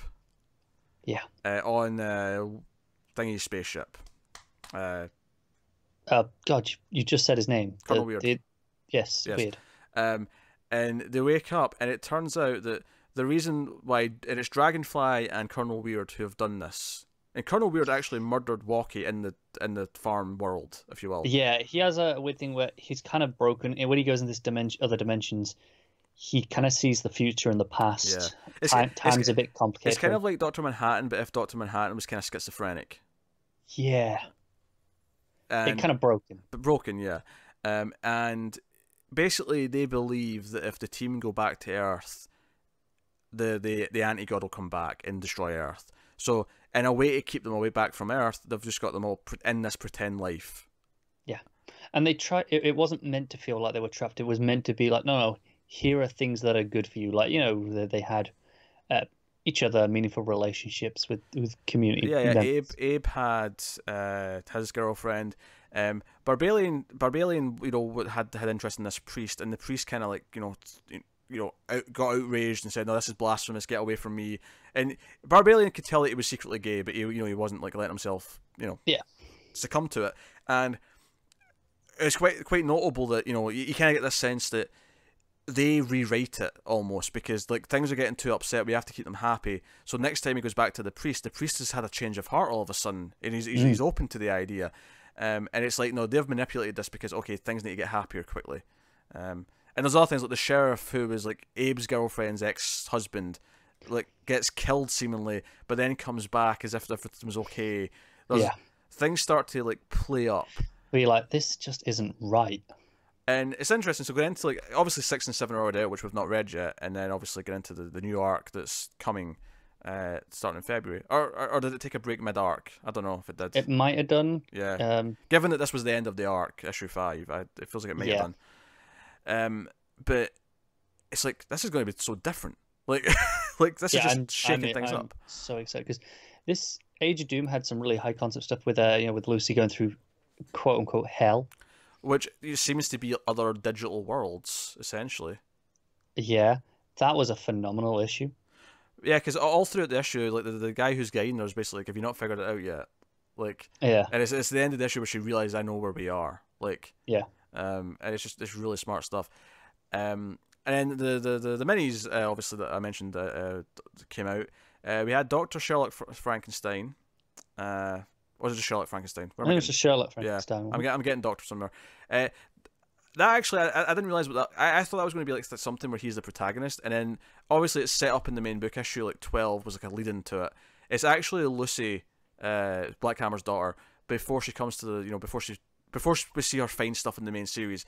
It's where she first sort of grew up and learned that she wanted to investigate. She found her dad's old bat cave essentially. Yeah, because Sherlock Frankenstein is an old nemesis. Yeah, it's an old nemesis, and she goes to the villains because like, oh, if we can't talk to the heroes, maybe I can talk to the villains. And it gets very interesting because it's like, it sounds like before they disappeared that Sherlock Frankenstein was actually going to rally the villains together to help the heroes because this thing was so bad. It's like, no, we have to help them, and that's interesting. It's actually a little bit Lex Luthor, right? Yeah, it's kind of the idea. It's like, oh no, we've seen this. Lex Luthor, he still wants to win. He doesn't want Earth to be destroyed. And we also found out that he was in a relationship with Gale, and that Gale was like wanting to retire with him. Yeah. Despite everything that happened, we get introduced to some other characters. We get introduced to Cthulhu.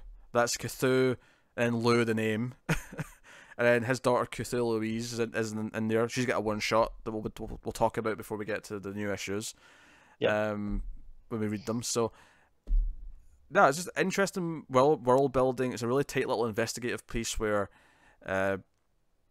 ultimately he doesn't know where they went, and it's like the mystery's still there, and this is all set before the main story, obviously, and there's a lot of flashbacks throughout the main book too. There's another mini-series called Dr. Star, where it's this other character who's kind of a cross between Starman and Green Lantern. And it's this really sad Jeff Lemire-esque. I mean, they're all Jeff Lemire stories, but this is classic, quintessential Jeff Lemire. Yeah, this is very sad Jeff Lemire, where he is so obsessed with his work because he taps into the para zone, which is where Colonel Weird dips in and out of. Yeah. Where he like gets this cosmic rod that lets him fly and go into space and shit, and he goes off to like this other planet because he makes contact with like long distance communication. Yeah. He goes off to like find this planet, and he promises his wife that when he gets back, he'll focus more on their marriage and his son, because he seems like a well-intentioned dad and husband. He's just obsessed with his work. Yeah. And he realizes that in fighting this big monster for this other race on this other planet, that he gets so close to a black hole where time is real. And I want to quote Matt here. As we learn in Interstellar. Yes, as we learn in Interstellar, as Matt put it, if you get closer to a black hole, time is essentially slower. And when he comes back home, he realizes, oh shit, time has passed, and it's been decades. It's been like 20 years. His son's grown up. He doesn't want anything to do with him. And the really sad part is the present day part of the story. It's old man Dr. Starr trying to see his son who's dying of like cancer in hospital. Yeah, who's older than him now. Yeah, and he eventually, like, his son wakes up, and it's a really sad ending where his son wants to be taken out because his dad promised him when he was a kid, "I'll take you to see the stars. Like, I'll take you with me." Yeah. So he takes him out of space for him to pass on. It's a beautiful book. Yeah, and we see him briefly in one of the main issues. Lucy goes to see him. Yes. About investigating things, but it was a really nice story, and it's just filling out this world of all these different characters that, Yeah, this feels like, as I said for Dark Horse, Hellboy is there. They're the Magnolaverse, right? It's the crown jewel. Yeah, absolutely, and that's not necessarily slowing down. It's still going, but they're looking to the future, and this, I'm fairly sure, this is what they're looking to replace it with. Lemire is their next Magnola. Yeah, I can see that. The way they're treating it, like, no, okay. We didn't mention it in the solicits earlier, but there's a new one announced for March. Yeah, Black Hammer 45. Which, the reason I specifically want to mention that now is that one is not written solely by Lemire, and it'll be the first one not to be written by Lemire. He's still plotting in easy overall in terms of the ideas, but it's scripted, I believe, by Ray Fawkes, I think it was. Which again is something that happened with Hellboy. It's like, okay, eventually other people joined in. Yeah, and obviously that's going to be set during 1945. That's why it's called Black Hammer 45. Not to be confused with Black Hammer issue 45, because it sounds like that when you say it. It does. But so that's coming in March, which will be run alongside the main Age of Doom sort of part 2 of that. Yes. Which is interesting, because actually that's not true, because Quantum Age is overlapped with the Age of Doom. So I was going to say that's the first, because up until Quantum Age overlapped, they'd all been kind of like, the first Black Hammer ended, and then it went into two minis, but they were like, again, they didn't overlap. Yeah. They were back to back. Yeah. So I know I'm excited for more of this. So when issue 8 of Black Hammer Age of Doom comes out, we'll talk about 6, 7, and Cthulhu's along with that. I'm so excited because with them finally waking up and being out in space and being like, well, we're kind of screwed. Do you know what I like about it? I like how much they, especially Sherlock Frankenstein, how much that played with the mystery of where they went. Yeah, because it made it feel like a bigger deal than they just like, where did they go? What's happening? And did it kill? Because that's the other thing you find out is that Black Hammer trying to leave and dying was actually him, because he didn't realize that, because he was kind of awake but not really. And he left the ship and went into space, and that's why he died, which is super dark. Yeah, this book does not pull punches because Lemire likes to make you cry. Yeah. He basically slept flew, if that makes any sense. Like sleepwalking, but sleep flying. Yes. Yeah. So yeah, super dark, but it has this really great tone to it where it's kind of pulpy but kind of sad, kind of a deconstruction like Watchmen is, but it has a more sort of a nostalgic love than Watchmen does. It's much more of a endearing deconstruction, if that makes any sense. Yeah, rather than a critique. Yeah. But it's fantastic, and I think we'll be talking about Quantum Age in a couple of weeks because that's the last issue, which is kind of their take on Legion of Superheroes. Yeah. We'll talk about that whole thing when issue 6 comes out. But man, it's such a great universe, and I'm so just looking forward to whatever this universe comes up with next. I'm there. Yeah, no, I'm hooked in. Lemire typically does not disappoint, so here we are. That'll take us on, though, to an image book called Skyward, which you'd been reading, and we actually got news of I can't remember if it was a TV show or a movie, but I'm not sure. It's being developed into something. But it sounded interesting from the premise. I went back and I read the 9 issues that have come out so far. Yeah, I read this originally because Lee Garbett was on art, and I had not long I'd been reading Thor, and I read Loki, Agent of Asgard, which was Al Ewing and Lee Garbett, and I loved the art in that. So I went, and this was coming up, so I thought, yeah, I'll check it out, and I'm so glad I did. I like the premise. We'll start spoiler free in this one, by the way. I'll give you a general premise and what our thoughts are before we start talking about where it left us cliffhanger wise for next issue. So the premise of this is actually really simple. It's very Why the Last Man in some ways. I'll compare it to that because there was a thing, because at the end of the issue, it's the pitch document. Yeah, it says Why the Last Man. Why the Last Man meets something. Oh, I can't remember what the something was, but yeah, can't find it. But yeah, so basically, and the reason why I compare it to Why the Last Man, partly in tone to an extent, but certainly in the idea that there's been a global thing that's happened that's changed the rules. Something in nature's happened that's changed the rules for everything. And Why the Last Man, it was that all the men die off, apart from obviously one. In this, it's that gravity just turns off. It just goes. And one of the things that I really appreciate about this book, because I really like it as well, is that I felt like, especially the first 5 issues during the first arc, every single issue added something else to the mythology, where issue 2 it was like, okay, they set up this idea that rich people are the ones that are on the ground now because they can afford technology that keeps them on the ground. Yeah, because obviously right now, Penthouse, highest. Yeah. That's your exclusive one, right? But it flips it, because now people are floating around. And then on top of that, like issue 3 or 4 introduces the idea of, what does a rainstorm look like in this world now that there's no gravity? And it felt like every single issue it was adding these ideas. It was playing with the inventiveness of what the rules in this world were.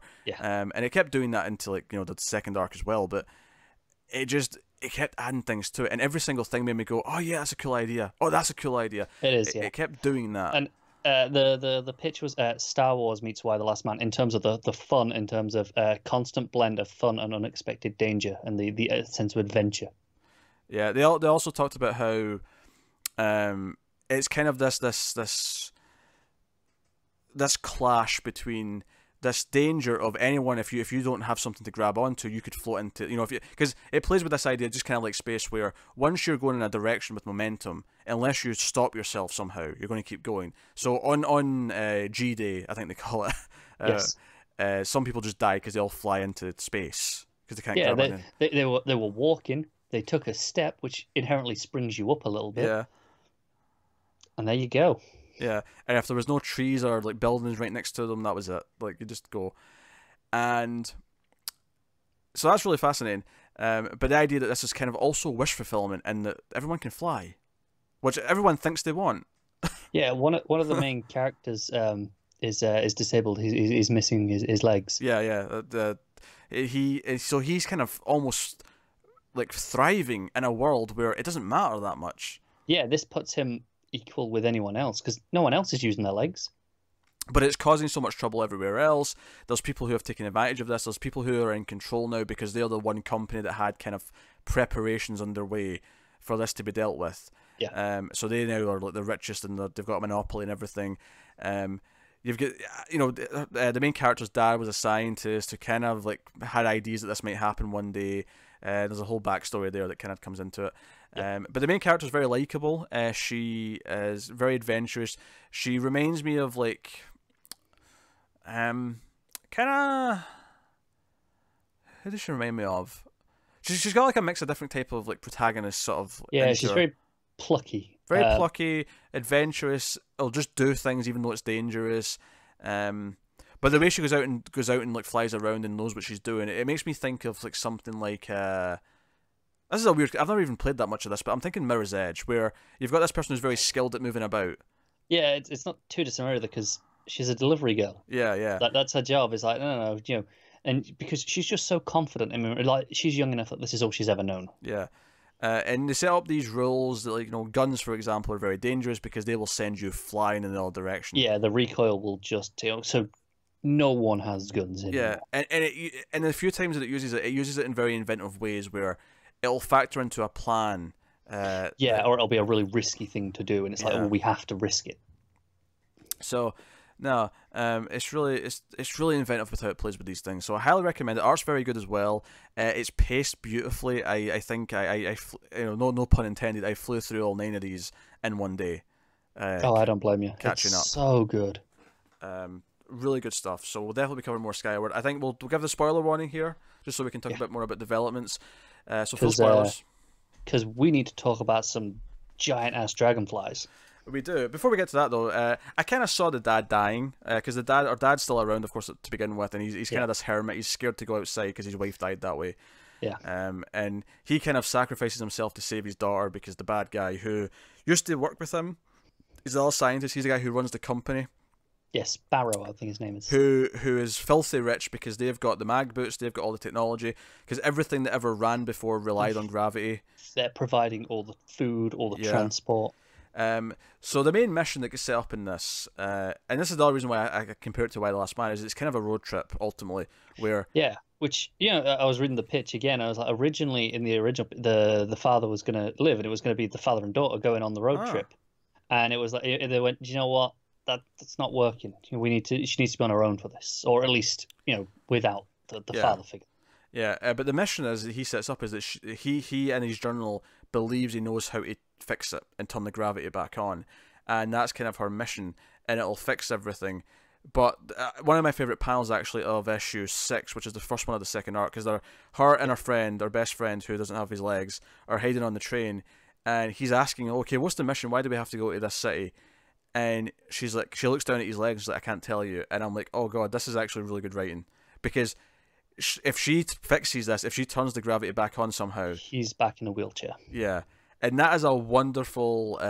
Because actually, one of the things that happens just towards the end of the most recent issue is that he gets told all this from the villain. Yeah, she doesn't know that yet, though. Yeah, she doesn't know that yet. But he how may he react to this? Because the second arc introduces a lot of other things. It introduces that there's these farmers who are actually planning to revolt against the villain. But they're extremists, because one of the big twists in issue 9 is that they accidentally got an entire city killed. The city that she's trying to get to as well. Which is the gravity on. Which is actually really good writing, because it means that when she gets there, it's going to be really dangerous, and it's going to be like this almost a horror story at that point of them trying to navigate through this city. Because one of the things that happened is that the bugs have all adapted to the no gravity, and it's made them really big. Yeah, it's actually because it's a theory of why aren't the giant insects, and it's the idea that if the skeletons are too big, they actually because they're exoskeletons, right? Yeah. They crush themselves under their own weight, and it's here. Well, there's no gravity to cause it to crush. Yeah. Right. So. Yeah. So they've got a huge, and there's some that they've got trained. They're riding dragonflies. There's a bit where they're going on a butterfly, and it is gorgeous. Yeah. But basically, they turned off because there's technology to keep the bugs out of cities. So it's like the forests that are dangerous, right? So again, it's setting up these rules. The forests are dangerous, cities are safe. Yeah, because there's a bit where they get in the forest and they're like, well, let's just go out. And they're like, well, hang on a second. Do you not think there's a reason that we don't live in forests? They've got a natural ceiling. We can't float off. It in theory is way safer. Yeah. And he's like, we tried that. Things went wrong. Yeah. The reason why the city died is because basically they turned off the defences, and that was what they were planning to do, to let a few bugs in just so that everyone would be panicking enough that they could go in and steal or do whatever. However, they actually inadvertently turned it into a beacon for the bugs that drew them all to the city, and seemingly everyone got massacred. Yeah. And so at the end of the book, she kind of agrees, because the main farmer dude, is kind of flirting with her, and our other main guy is kind of jealous of this, but she makes him think that she's going along with this, even though he's basically admitted that they're willing to kill tons of people to do what they're trying to do. But she goes back to her friend and says, "Hey, these guys are extremists. We have to stop them. They're going to kill everyone." So she's like, "We need to go and rescue the main bad guy that they've got kidnapped. And what's great about this is that it does a good job of making her a hero, which they already did in a really good way, because issue 6 or 7, she actually like goes, she jumps out the train to save a kid who's grabbed by a bug, or a parent is. It's a parent. It's a parent, yeah. It's like, no, your daughter needs you. Because she's just lost her dad, so she's very motivated. Yeah. So she's already kind of a hero in our eyes, but, if you were worried that she was siding with these guys who are, like, willing to kill entire cities, it's like, no, she just came like, no, we have to stop these guys. Yeah.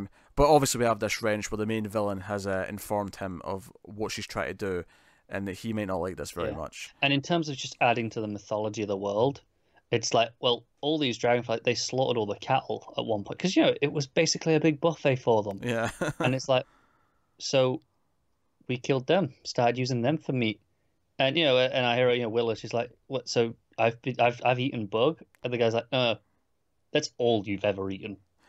Yeah, that's all you've been eating for at least 10 years. Yeah, and it's like it's probably all you've ever known because you're young enough to and it's like, well, that was a bit grim. Yeah. I mean, it's one of those things, right? Food's food. You make do if you've got nothing else. But it's not nice when you think you've been eating, nice tasty beef. Hey, if you couldn't tell the difference. Yeah, it's true. Some good flavors, whatever they got going on. I mean, and you say tell the difference. She probably never had beef to begin with. Yeah, but the older people. Yeah, the older people, sure. Yeah. Like, I think they would have mentioned something if they all went, this steak's kind of gotten weird. Yeah. But it's, in terms of the world building, it's like, okay, that's cool. There's so much of the world building that I love. I love that issue 3 is like her just try to or issue 2 is her go down to try to talk to the bad guy because she thinks he might be able to help. Issue 3 is her trying to escape him, and it's like all this like running through buildings and like floating up next to them, and it's so much fun action. Art's great, characters are likable. It's good stuff. There is never an issue where the unique premise of no gravity is not utilized in a new way. Yeah. So Skyward is very, very, very good. We will definitely continue with this. Issue 10 is in January, and we will be covering it. So expect that every month. Except when it's on break. It's taking February off, or it's taking 1 month off. Which is less than the usual Image book, which typically takes... The standard Image pattern now is an arc of 6 and then 3 months off. Yeah, but that's not even done this. This has gone up to issue 10 before it's taking a break. Yeah. So they're keeping very consistent with the schedule, which is really nice. But the book's very good. So try out Skyward if you haven't. Alright, so we'll move on then to the final book we're going to talk about, which is Die. Just issue 1, it just came out in December, so we get to just talk about this as a single issue. Kieran Gillen writing with Stephanie Hans on art. New Image book. Yep. And the premise of this is that a group of kids played a version of Dungeons and Dragons. I say a version of because it's not actually Dungeons and Dragons, but it's a role-playing game like that. Yeah. With magic die, seemingly. That took them because the book jumps ahead to them like coming back 2 years later as kids, and like one of them's missing an arm. It's all these things, and I'm keeping this spoiler free right now. This is just premise stuff, and then it jumps ahead to them as adults, and they're all kind of cold. They're all distant. They haven't been keeping in touch, except the main dude and his sister are still obviously close because they're brother and sister. And then one day, a die shows up, linking back to this because one of the kids never came back. Yeah. And they meet up to make a choice about what to do about this, and then I don't think it's a spoiler to say that they end up back in the fantasy realm that they were in, because we find out that they spent 2 years in a magical fantasy world as the characters they were playing as, and they're finally back there as adults, and I assume that we're going to get flashbacks, so we'll see both what happened in the original timeline when they were there. If not see it, we'll get it through context, and we'll learn it that way, which might be more interesting, depending on how they play it. Yeah, so it's a very interesting premise. I, outside of the aforementioned issue of an Iron Man book, had never read any Kieran Gillen. You have been raving about him for years. Kieran Gillen is my favourite writer. Jeff Lemire is second. Right. Just to put that in perspective of we've just been raving about Lemire for a while. So I went into this right. Having never read one of his, and I thought the premise was fun, just from the sound of it, but I never read any of his books, and I was like, this would be really funny if I hated this. Yeah, I thought you might do that. This would be really funny if I hated his favourite writer, because we actually both agree that we don't like Rick Remender. There's a couple of other writers like that. Where we disagree, though, I quite like Bendis, you don't. I wouldn't say he's my favourite though. I wouldn't go that far, but yeah, we tend to have a lot of similar tastes throughout a lot of things, but there are key differences. I like Brian K. Vaughan a lot. I think he's one of the best writers. Yeah, I don't hate Vaughan, not in the not in the same way that I really don't like Bendis, but I never got into any of his stuff. So I thought this will be funny. This will be funny if this is the other way around, where Yeah. you love this writer, and I just can't get into it. Unfortunately, this was really freaking good, so I can't hate it. I'm upset. Yeah. There's I've brought this up before. Gillen does an email newsletter, and a few months ago, before this was out, he did one about, because if you follow him on Twitter, he has a bit of a personality where he refers to a lot of things by thing and stuff like that. And he did something about called your issue 1 things, and so your first main thing is just, okay, this is the premise of the book. This is what you put in the solicit. This is everything you've just said, which even to the point of going back into the fantasy land at the end, that is perfectly safe to say. Yeah, that's still premise, yeah. Yeah, but every good issue 1 has an extra thing at the end, something that you don't tell anyone about. That it's like, okay, the first thing is enough to get you into the main issue, and then the extra thing is what's the specific hook to make you come back. It's the same with good TV pilots. I mean, almost all TV pilots, 99% of it is you can talk about without spoiling because it's just the premise setting up. It's usually just the last thing that you can't. It's the hook. It's the hook. That's what you call it. I think it's actually on a TV review that I've probably spoke about this before because I said it was very applicable to TV pilots, and I think Kieran Gillen is a master at doing that. Getting something just perfect at the end of that first issue. There's a good tone to this book. There's a good kind of feeling of remorse about what happened all those years ago, because it's all narrated from the main character's kind of perspective as an adult, right? Yeah. And talking about how they were as kids, because obviously the opening set in the 90s or whatever. Yeah, the book is split into 2 halves. The first half is 91, and it's, well, I say half, it's maybe about the first third.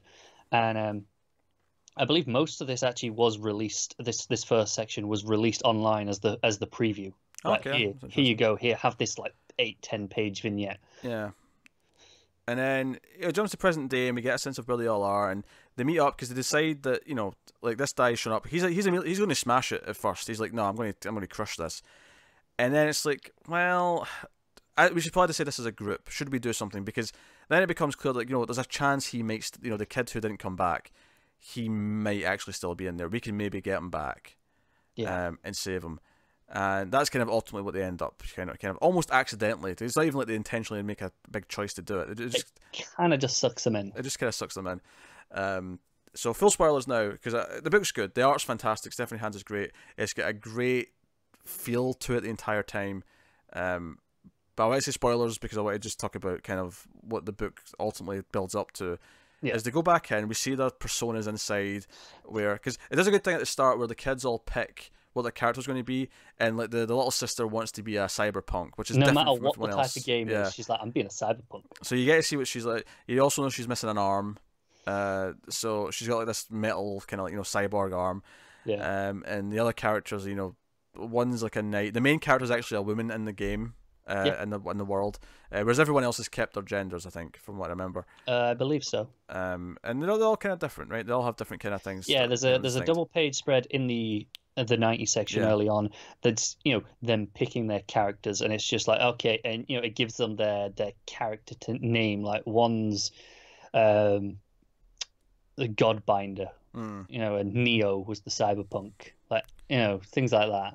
Yeah, so they all appear, and it's kind of cool to see them all in this new form. And then, was it the Grand Master or whatever the ruler of the kingdom is? Yes. Shows up, and it turns out that that's actually their lost friend. Which is interesting because the implication is there was a Grand Master before him. Yeah. That was presumably their rival in the original version of the game when they first came here. But now he at least seems to be outright evil and says, no, you're back because you're finishing this damn game. You're not done. Yeah. Which is interesting. Was he always kind of evil? Did he turn evil because he was left here and overthrew the old ruler? Is it actually, I can almost guess right now that there might be a twist where he's actually not a bad guy. He just knows it has to be complete for like the world to be saved or something. Like, quite possibly, like, yeah. And he just has to go through the motions and play this part to make it all work. Yeah. This is it. When he's talking at the end, he's like, the Grandmaster trapped me and tried to break me and hand over, his die, and but he resisted and escaped, and they had a war, and finally he killed him and took his die, and he's the Grandmaster now. They all have unique die. Like this guy, he started off with the D20. One of them had the standard D6. One of them's got like a D4. Just in case you're not someone who's familiar with these terms, because not everyone knows about all these different sizes of die. When you play Dungeons and Dragons or a role-playing game, your D20 is your main one, and D20 just means it's a 20-sided die, which means it goes up 1 to 20. You can roll it, and there's a bunch of different ones. The one that you use for most board games that are normal is a D6. That's what that is. Standard 6 sides. Yeah. But you get a D4, D6, D8, D10, D12. Something that I think would excite you on a personal. I know James, our friend, is very excited about this. Kieran Gillen is developing this as a game. Like, he's got a rule set in mind. He's play tested it with friends. He's planning on releasing it after the first arc online, just so you can play it yourself. So it's like, I know your thing with fantasy, for people who don't know you, is you really like established rules, right? Yes. And obviously, we don't really know any of the rules yet, but there are rules here. And obviously, with it being kind of D&D based, that inherently has to have rules, right? Because it's a game. Yeah, I mean, the thing here, though, is that this is kind of a weird mix of things, because to me, the rules in this are less about the magic in the fantasy world and more about the fact that this is somehow something they're getting into. To me, this is like the Matrix, where the rules are about how does this affect them, and how do they get out? Or have they just teleported somewhere else? Where did the game come from? Why does it exist this way? Yada, yada, yada, right? All these different things. So, yeah. I think Kieran Gillen, the reason why I've never read Kieran Gillen before, I think is because most of his other things, I don't think the concepts have appealed to me. That's fair, because he did a lot of music related, in terms of the big indie projects. You have Phonogram and then Wiccan Divine, of course, the huge one, which notably I am reading, I haven't mentioned, because it's in its final arc now. I don't see the point in jumping on to talk about the last few issues alone. I'll probably just talk about my feelings at the end at some point, and just go through it like that, because it is fantastic. And it's why I'd never pushed you to read any of his work before, because I was like, even though I think he's a phenomenal writer, I didn't think there were necessarily things that, you'd really like this. Yeah. Wiccan Divine's premise just never spoke to me. Whereas this one, I was like, no, this is one that I could see the appeal for you. Yeah, there's more to this one for me, and I'm into it. I will be reading issue 2. You've got me reading a Kieran Gillen book. You can be happy.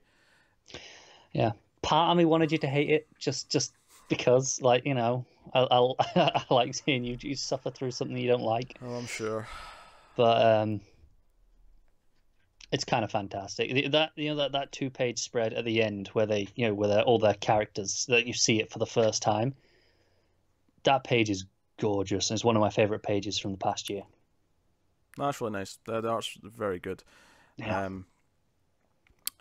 Hard to fault much of this, to be honest. It's a bit longer, so it's a longer first issue, as Image sometimes do. But issue 2 is out soon. And this is one that we'll be covering month to month, as with another bunch of books that we've mentioned already.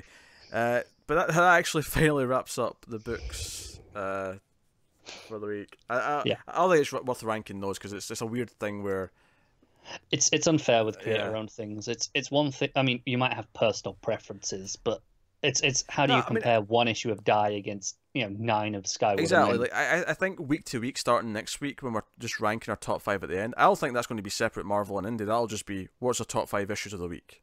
Oh, okay. That's just what that'll be. The reason why we separated them here is because I feel like we can compare Marvel runs together. Yeah. Whereas how do you compare one issue of Die against how many issues of Black Hammer right now? 11 plus 5, 16. You're in about mid-20s, something like that. But you can compare issue 2 of Die to issue 12 of Immortal Hulk. You can do that. You can indeed. So we will be doing top fives every week. Typically, the other thing we do every week, if you've never seen Comics from the Multiverse or DC Comics podcast, we do top 5 books of the week. At the end, we also pick our best art of the week, our best cover of the week, and our best panel/moment of the week. So that'll continue here. We'll do that every week for these books. We will be doing this typically on a Tuesday night, and it'll go up very late Tuesday or very early Wednesday, and that should be consistent. Like we said earlier, the audio versions could be split over 2. We mentioned, obviously, the DC podcast. We've said that tons of times. We also have a DC TV podcast called Television from the Multiverse, which I guess is kind of the trilogy now of the Multiverse shows. So you can check it out. The beauty of using Multiverse in the title is we can have as many of these as we want. Yeah, we can. We do also review Marvel's Agents of S.H.I.E.L.D. When that's on YouTube. If you want to get thoughts on that too. We gave up on all the other Marvel shows for the most part because we didn't like them that much. Yeah, I mean, maybe when the new Disney service is starting up sometime later this year. Oh, I feel like we'll definitely be trying those for sure. But just in case this is the first thing you've ever seen from us, heard from us, this is obviously on its own audio feed. This first episode admittedly will take a few days to appear on audio feed because iTunes needs an episode there. I tried to do a test thing so that it would be up early, but iTunes said no testings allowed, feed blocked, and then I had to delete it. So I can resubmit it once this is up, annoyingly. But that is the thing.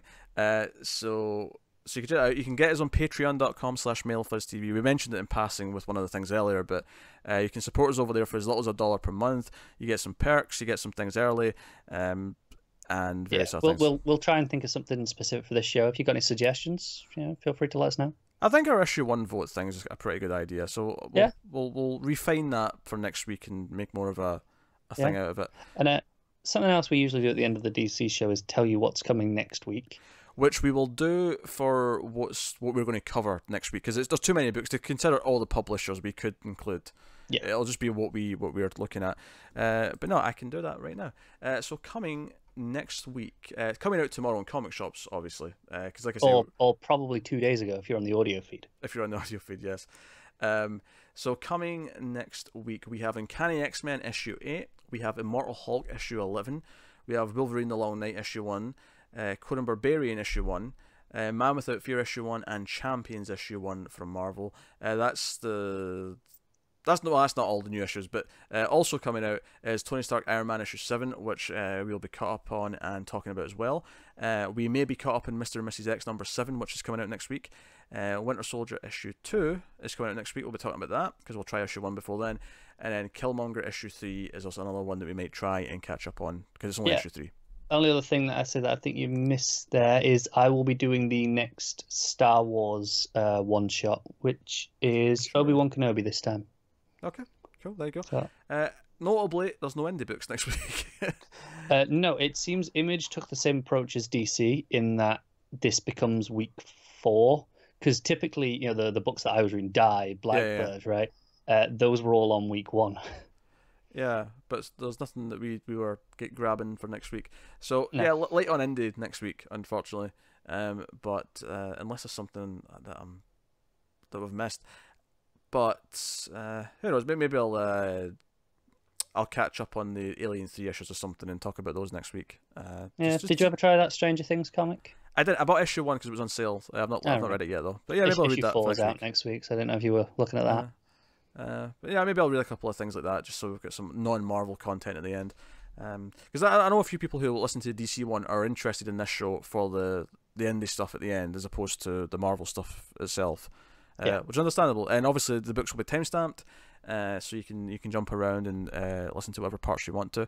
But other than that, like, subscribe, get us on the Twitters at DC Comics Podcast. Yes, it's funny that that's a podcast Twitter when this is a Marvel and indie show. It was too good a podcast, a Twitter name to not grab. Oh yeah, I'm not changing it. It's staying DC Comics Podcast. No way. So you can get us on Twitter there. I realise that's not the one that's popping up on the screen because we do have an all Twitter. We have Mailed Fuzz TV, mailed_fuzz is an all Twitter handle we have for the YouTube channel in general. It never occurred to me to change it because I it's not a DC show. Yeah, because if you're on the YouTube version, you can see that rotating little banner at the bottom there. We don't have that on the regular comics version, do we?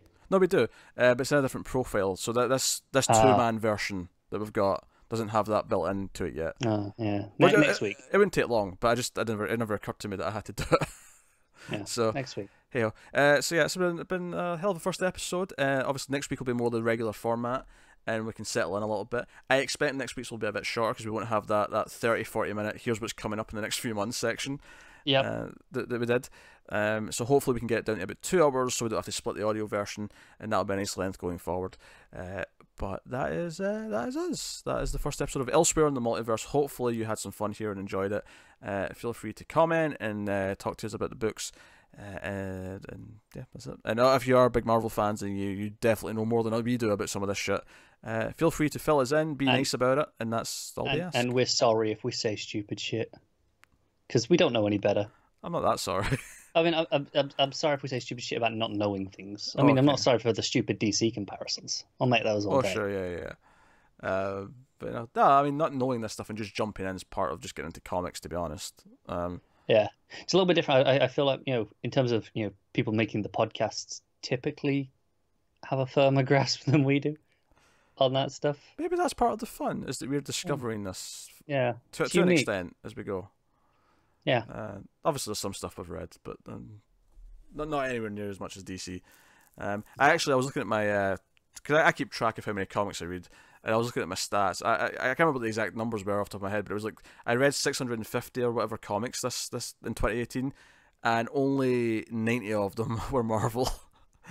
Yeah, I'm gonna go look, because I know you post them on I put it on Twitter. Yeah, I have not gone. I also keep track because, surprise, we're nerds. Yes. I haven't actually gone through mine yet because it's been a busy couple of days. So, this is just... Oh, God, you really went for it. He did breakdowns by writers, breakdowns by characters. It's a thread. Just go to the top. Yeah, here it is. Well, I'm just going downwards. Just for comparison, DC Comics, 536. Marvel, 97. Image, 13.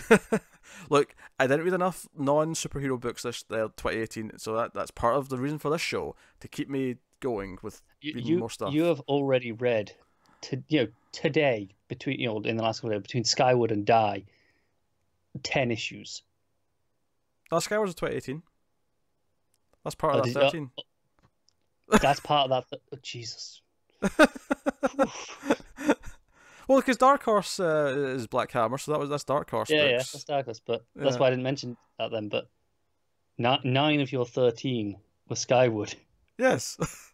Oh boy, that was a really bad year. It's worse than I thought. Yeah, I've had better in the past, but binge reading trades and whatnot. But I need more of a reason to keep up, which is part of the reason for this show. Because we're reading the comics, we may as well talk about them. And of course, we already have an audience from the other show who will probably mostly tap into this. They better. They asked for it. But there might be other new people who like Marvel and other books, and that's how they find us through this, and that's cool too. So yeah, so guys on Patreon, guys on Twitter, comment, all that stuff. But that is it. So we'll see you guys next time. Now it's funny, I have a catchphrase for the end of the DC show. You didn't think of this, did you? I didn't think of this before we came on. Now in the DC one, I think I just made it on the fly the first episode we did. I just thought of it and went with it. So the question is what Marvel-esque thing or it doesn't even have to be Marvel necessarily. It needs to be because obviously the DC Comics one and the DC TV one have a similar style. Yes. So this requires serious thought. Do not be flippant about this. You say that as if I wasn't flippant about it all too. Oh, maybe not, but there's pressure now. Because I said that, there's pressure. I'm looking at the list of books now. I want to see if something like inspiration jumps out of me.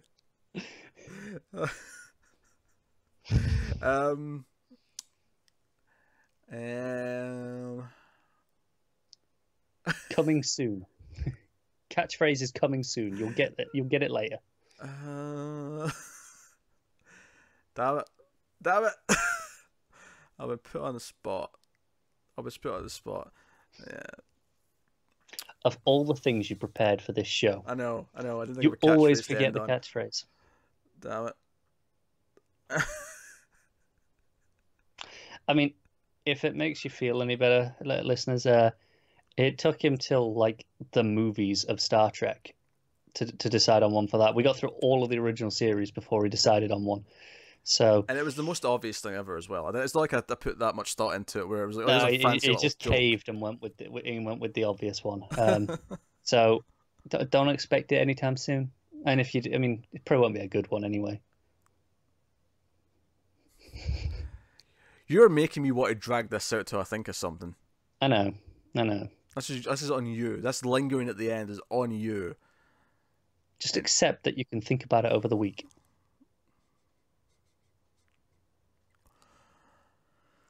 Thank you very much for watching and listening. We always appreciate it. Keep reading comic books.